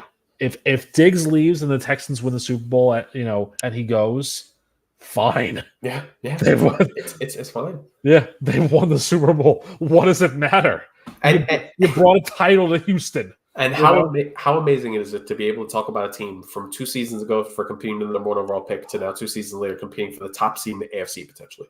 I mean, 2 or 3 years ago, I was basically saying that Lovie Smith was going to keep his job because Roger Goodell was going to tell Nick Caserio, you're not firing another head coach again because you don't know what you're doing. And they did fire him, partially because Lovie Smith threw Justin out of the pick challenge championship, but neither here nor there. But they brought in the right guys too. It's not just D'Amico Ryans. It's Bobby Slowick, their offensive coordinator, who really should have been assistant coach of the year last year. Having him survive that run of coordinator interviews to head coaches, I mean, you keep that magic there for as long as you need it. And I'll tell you what, if Slowick leaves too, because he probably is the next hot coaching candidate, if they win the Super Bowl and Slowick is gone and Diggs is gone, doesn't matter. It does not matter at all. Yep.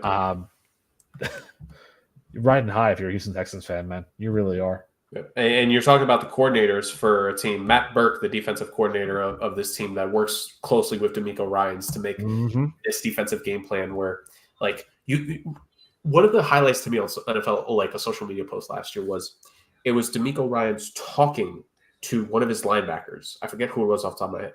It may have been Christian. It was Christian Harris or somebody else, but just talking to them about a certain play that had been ran once or twice.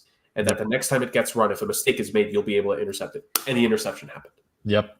Like, that is the high level of IQ that D'Amico Ryans brings. Absolutely. And this is a high IQ coaching staff. This is a coaching staff that I think, like, they showed maturity as a group, as a unit. Because first-time coaching staffs can either completely and utterly fall apart, Carolina, or they could be fine, or they could be fantastic, which is what this team was last year. Yeah. At literally every single possible level. And you know what? Again, shout out to Nick Caserio, a guy who's been criticized a lot in his tenure so far in Houston. I think it's safe to say he finally has the power to make the moves himself. He's had a lot of hits. Yeah, I walk back my commentary on Caserio after last season. I do, because, even this offseason, because they made all the right moves for what we believe they can be. Yes. And what we believe they could be is a team that threatens the hierarchy in the AFC. And that's something to say at the very least on this team. Mm-hmm. And again, we're talking such big long-term things, guys. You got to understand CJ Stroud is entering year 2. He can only get better. Mm-hmm. He can literally only get better. Nico Collins is, the confidence that this team and that these guys have in him. This team developed him. This team built him up to be this. Tank Dell didn't play a full year last year.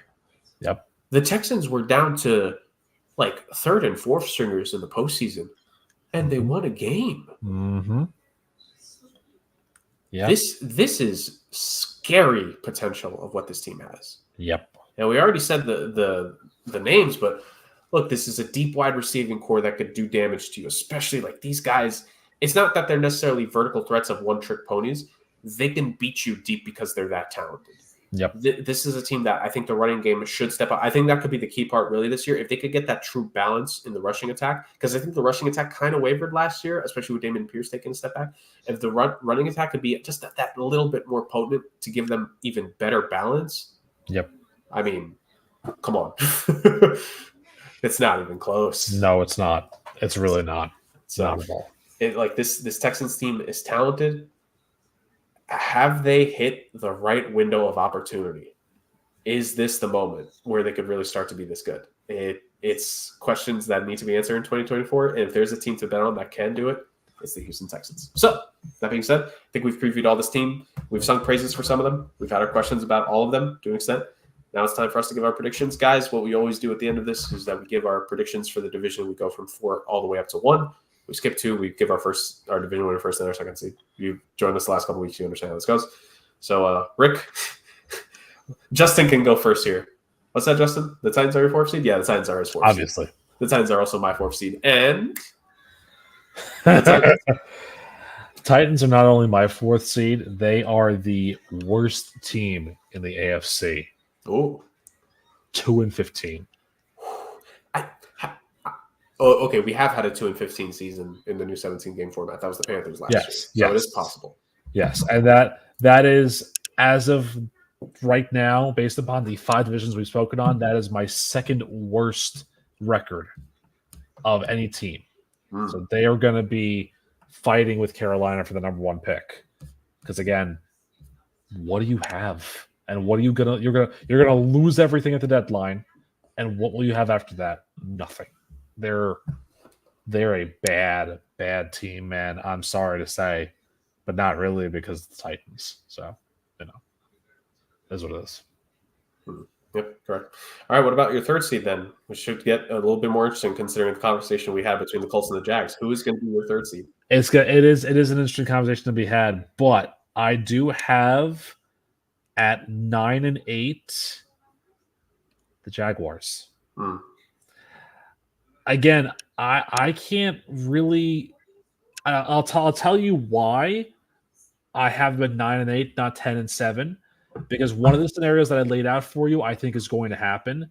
I think they lose to Minnesota because they're looking too far ahead to Detroit the next week. I think they lose that game to the Vikings, and that sets off this chain of events that for them kind of ruins their mojo a little bit. And yeah, I think the Jags they're a very well built team, but I think that what we've talked about with Doug Peterson being too predictable and Lawrence being too predictable, I think it's going to come back to bite them. So 9-8, and I don't have them making the playoffs.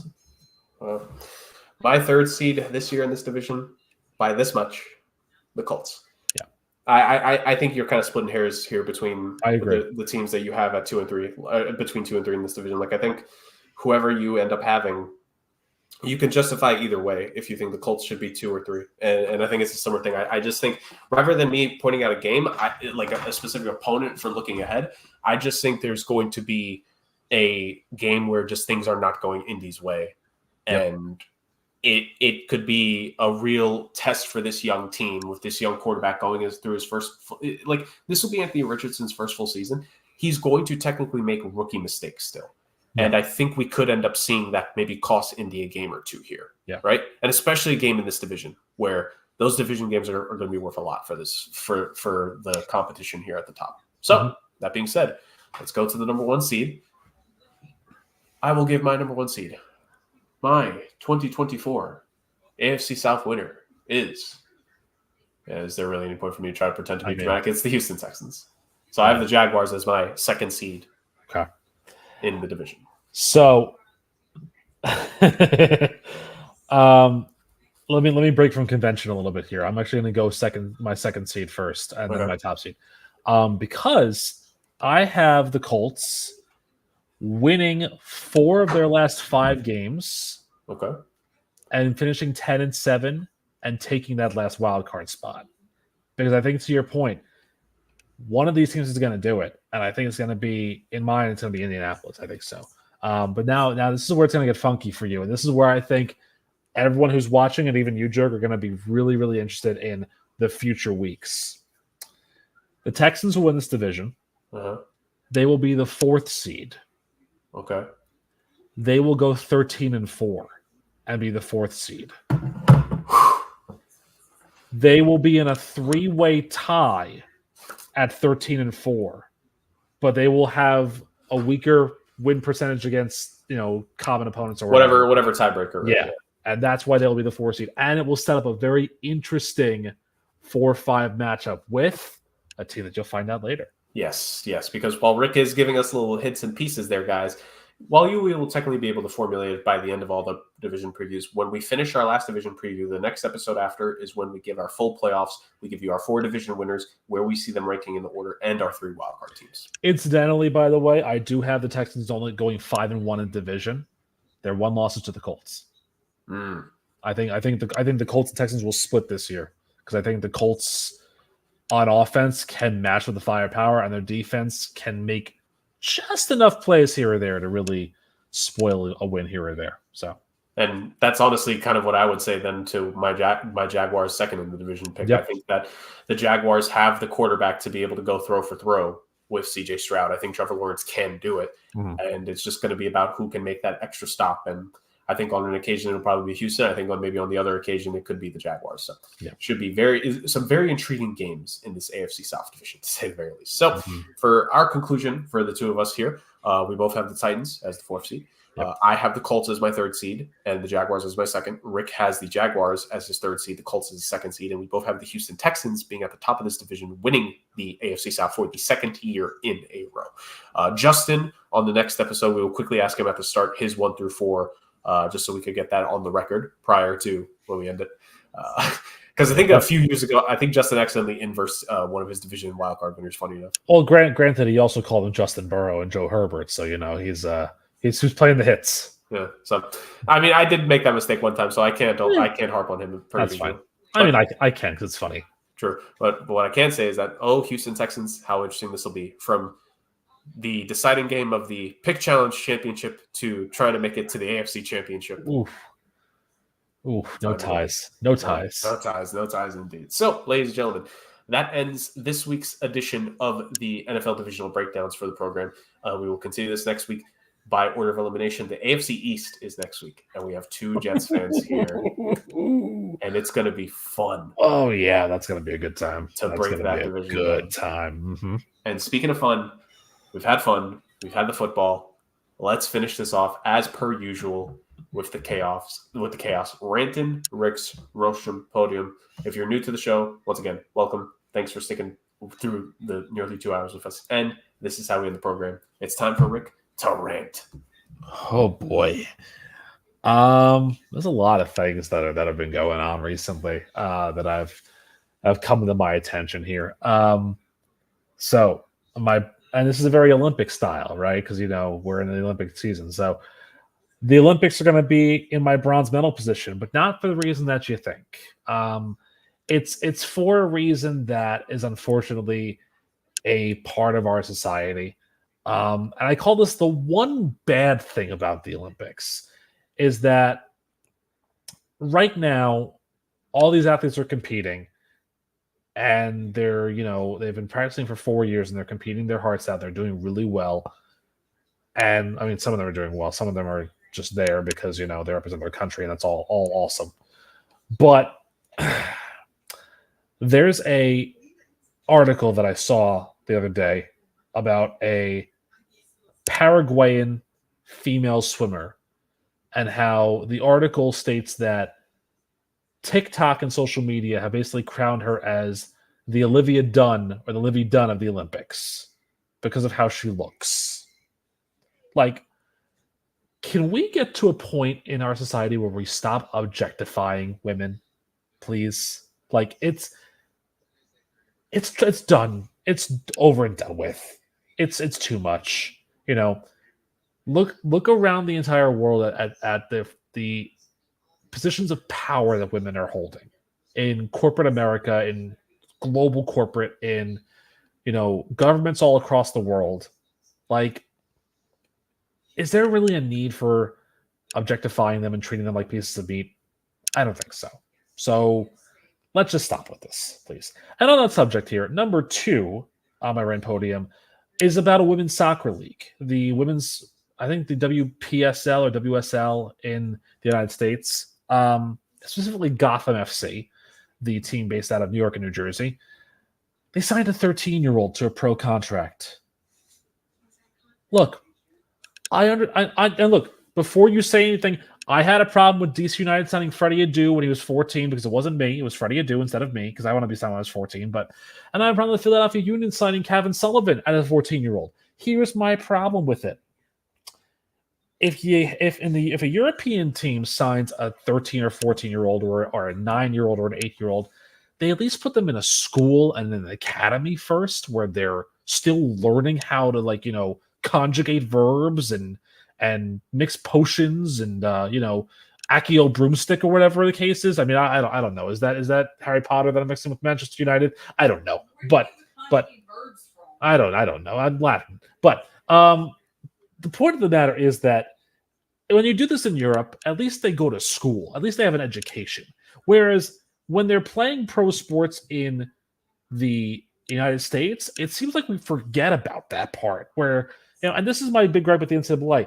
It's student first before athlete. It's student athletes. And if you're going to change that, you change the whole complexion of what college is, because not everyone is going to be that one semester dropout because they're really good at a sport, or that Keaton Slovis who has to go to 4 different schools because, he likes the party atmosphere at BYU instead of Pitt, and then likes USC, and then likes Wisconsin, and then, somehow ends up at Alaska University even though he doesn't play football there, Hey, I like Alaska. Okay, great. Keaton Slovis is here. It's like, at what point is too much too much, At what point is it enough? I'm sorry. Like, maybe she's a great player, and maybe Kevin Sullivan will be a great player too. But it's just the matter of this is setting a dangerous precedent for the future of what's next? Signing a 10-year-old to be a NASCAR driver, or, Max Verstappen's firstborn is going to be driving an F1 car when he's 6 months old. Like, he probably might be. He probably might be. You never know there. And number 1, let's go on an international scale here. As you know, I like to destroy my relationships with the countries on this show, but this is for a good reason. We're gonna end up so region locked in so many episodes. So France is in a lot of trouble right now, but not for the reason that you would expect, because the French are doing French things, and they're being called out for throwing too lavish of a party. And I get that. It's who doesn't want to have a nice big party, right? But this is a little bit too much, if you ask me. So the French presidency, which also, by the way, in case you didn't know, also means he's the Crown Prince of Andorra, which is a whole thing that free the Andorrans from French tyranny and stupidity. The French presidency spent a whopping amount of money on a lobster banquet dinner for King Charles and the princess consort. I don't even know what we call her, Camilla the chicken. I don't even know what we call her anymore. But I mean, that's basically what she is to me. She's like the Muppet Camilla the chicken. Apparently, this thing cost about 500,000 euro for Blue Lobster, and it was not just that. They also had a 450,000 euro dinner for the Prime Minister of India, Narendra Modi. And I think there were other dignitaries that were at this this dinner with King Charles. I'm trying to remember who was actually there. I can tell you who was actually there. Mick Jagger was at this dinner. How does Mick Jagger get invited to everything? I don't know. Hugh Grant was there, which fine. And Jerk, I think you'll find this one very offensive. Arsene Wenger was also invited to this dinner. Why was he there? I don't know. Why was Wheezy there? You know? Shout out Bars. Bars, yes. Okay, so again, €500,000, €412,000 when France goes over the budget of like by 5%, and you're literally doing austerity cuts, but you still spend time in your budget to spend €500,000 on a lobster banquet. Now look, I like lobster as much as the next guy, but I want to see the total universe. I want to see these people, these highfalutin royals and dignitaries. I want to see them in line in the drive-thru at a Starbucks, or walking up to an In-N-Out. I want to see them dine with the commoners for once in a while. I look, here's the thing. One of the things that I've noticed, now that I'm a little older and I'm a little noticing more things, is that there are more videos that I'm seeing of when he was on the campaign trail, Barack Obama going into ice cream parlors and going into like burger places and being like a man of the people, like being in that realm. That's kind of the thing that we need. Is we need modesty, and we need a modern lens on all of this. Like I want to see King Charles and Camilla the chicken slaving away in a London kitchen making Yorkshire puddings, for a Friday night dinner, for the Lorelai Gilmore Friday night dinner in Gilmore Girls, if you remember that. That's like opulence at times can just be too much of a thing, like to spend $500,000 on a dinner of that magnitude, to me, just signifies that you had to cover up for the fact that the lobster wasn't that good. Yeah. That's why you spent so much money on it. And that you are basically doing a modern version of Let Them Eat Cake, which is what happened with Marie Antoinette, and we all know how that ended up for her. I think her head was separated from her body in a most unpleasant way. Bring back the guillotine. I've said that before, and I'll say it again. Send him to the gallows. Why not? The French catacombs. Yes. And then maybe Mrs. Levitt's Worst Pies in London from Sweeney Todd. Yeah, like if you need to spend that much money on something, just don't. Put that money back into resources where it belongs. Like infrastructure. I know it's not sexy, but infrastructure is important because we all got to take the roads, we all got to take bridges, and that's important for domestic policy. That's important too. Preservation of national landmarks and natural wonders. Not a massive lobster dinner for. I guarantee Mick Jagger crashed that thing. Probably. I guarantee he did. I guarantee that Arsene Wenger stumbled in there thinking that he was going to like a French soccer match instead, and then they said, "You want lobster?" He was like, "Sure, why not?" Because otherwise, what was he doing there? Like that on my guest list, I'm thinking former soccer manager. Okay, invite him. What did Olivia Rodrigo say? No thanks. And you went down to the next person in line, and they said no thanks. And then the 25th person was Arsene Wenger, and it was like, "Oh, you finally called me?" Well, no, Arsene, we were calling you anyways. We haven't enough people. Like you weren't that far. You weren't low down on our list. Shh, don't tell him that. I'm amazed he was 25th. I mean,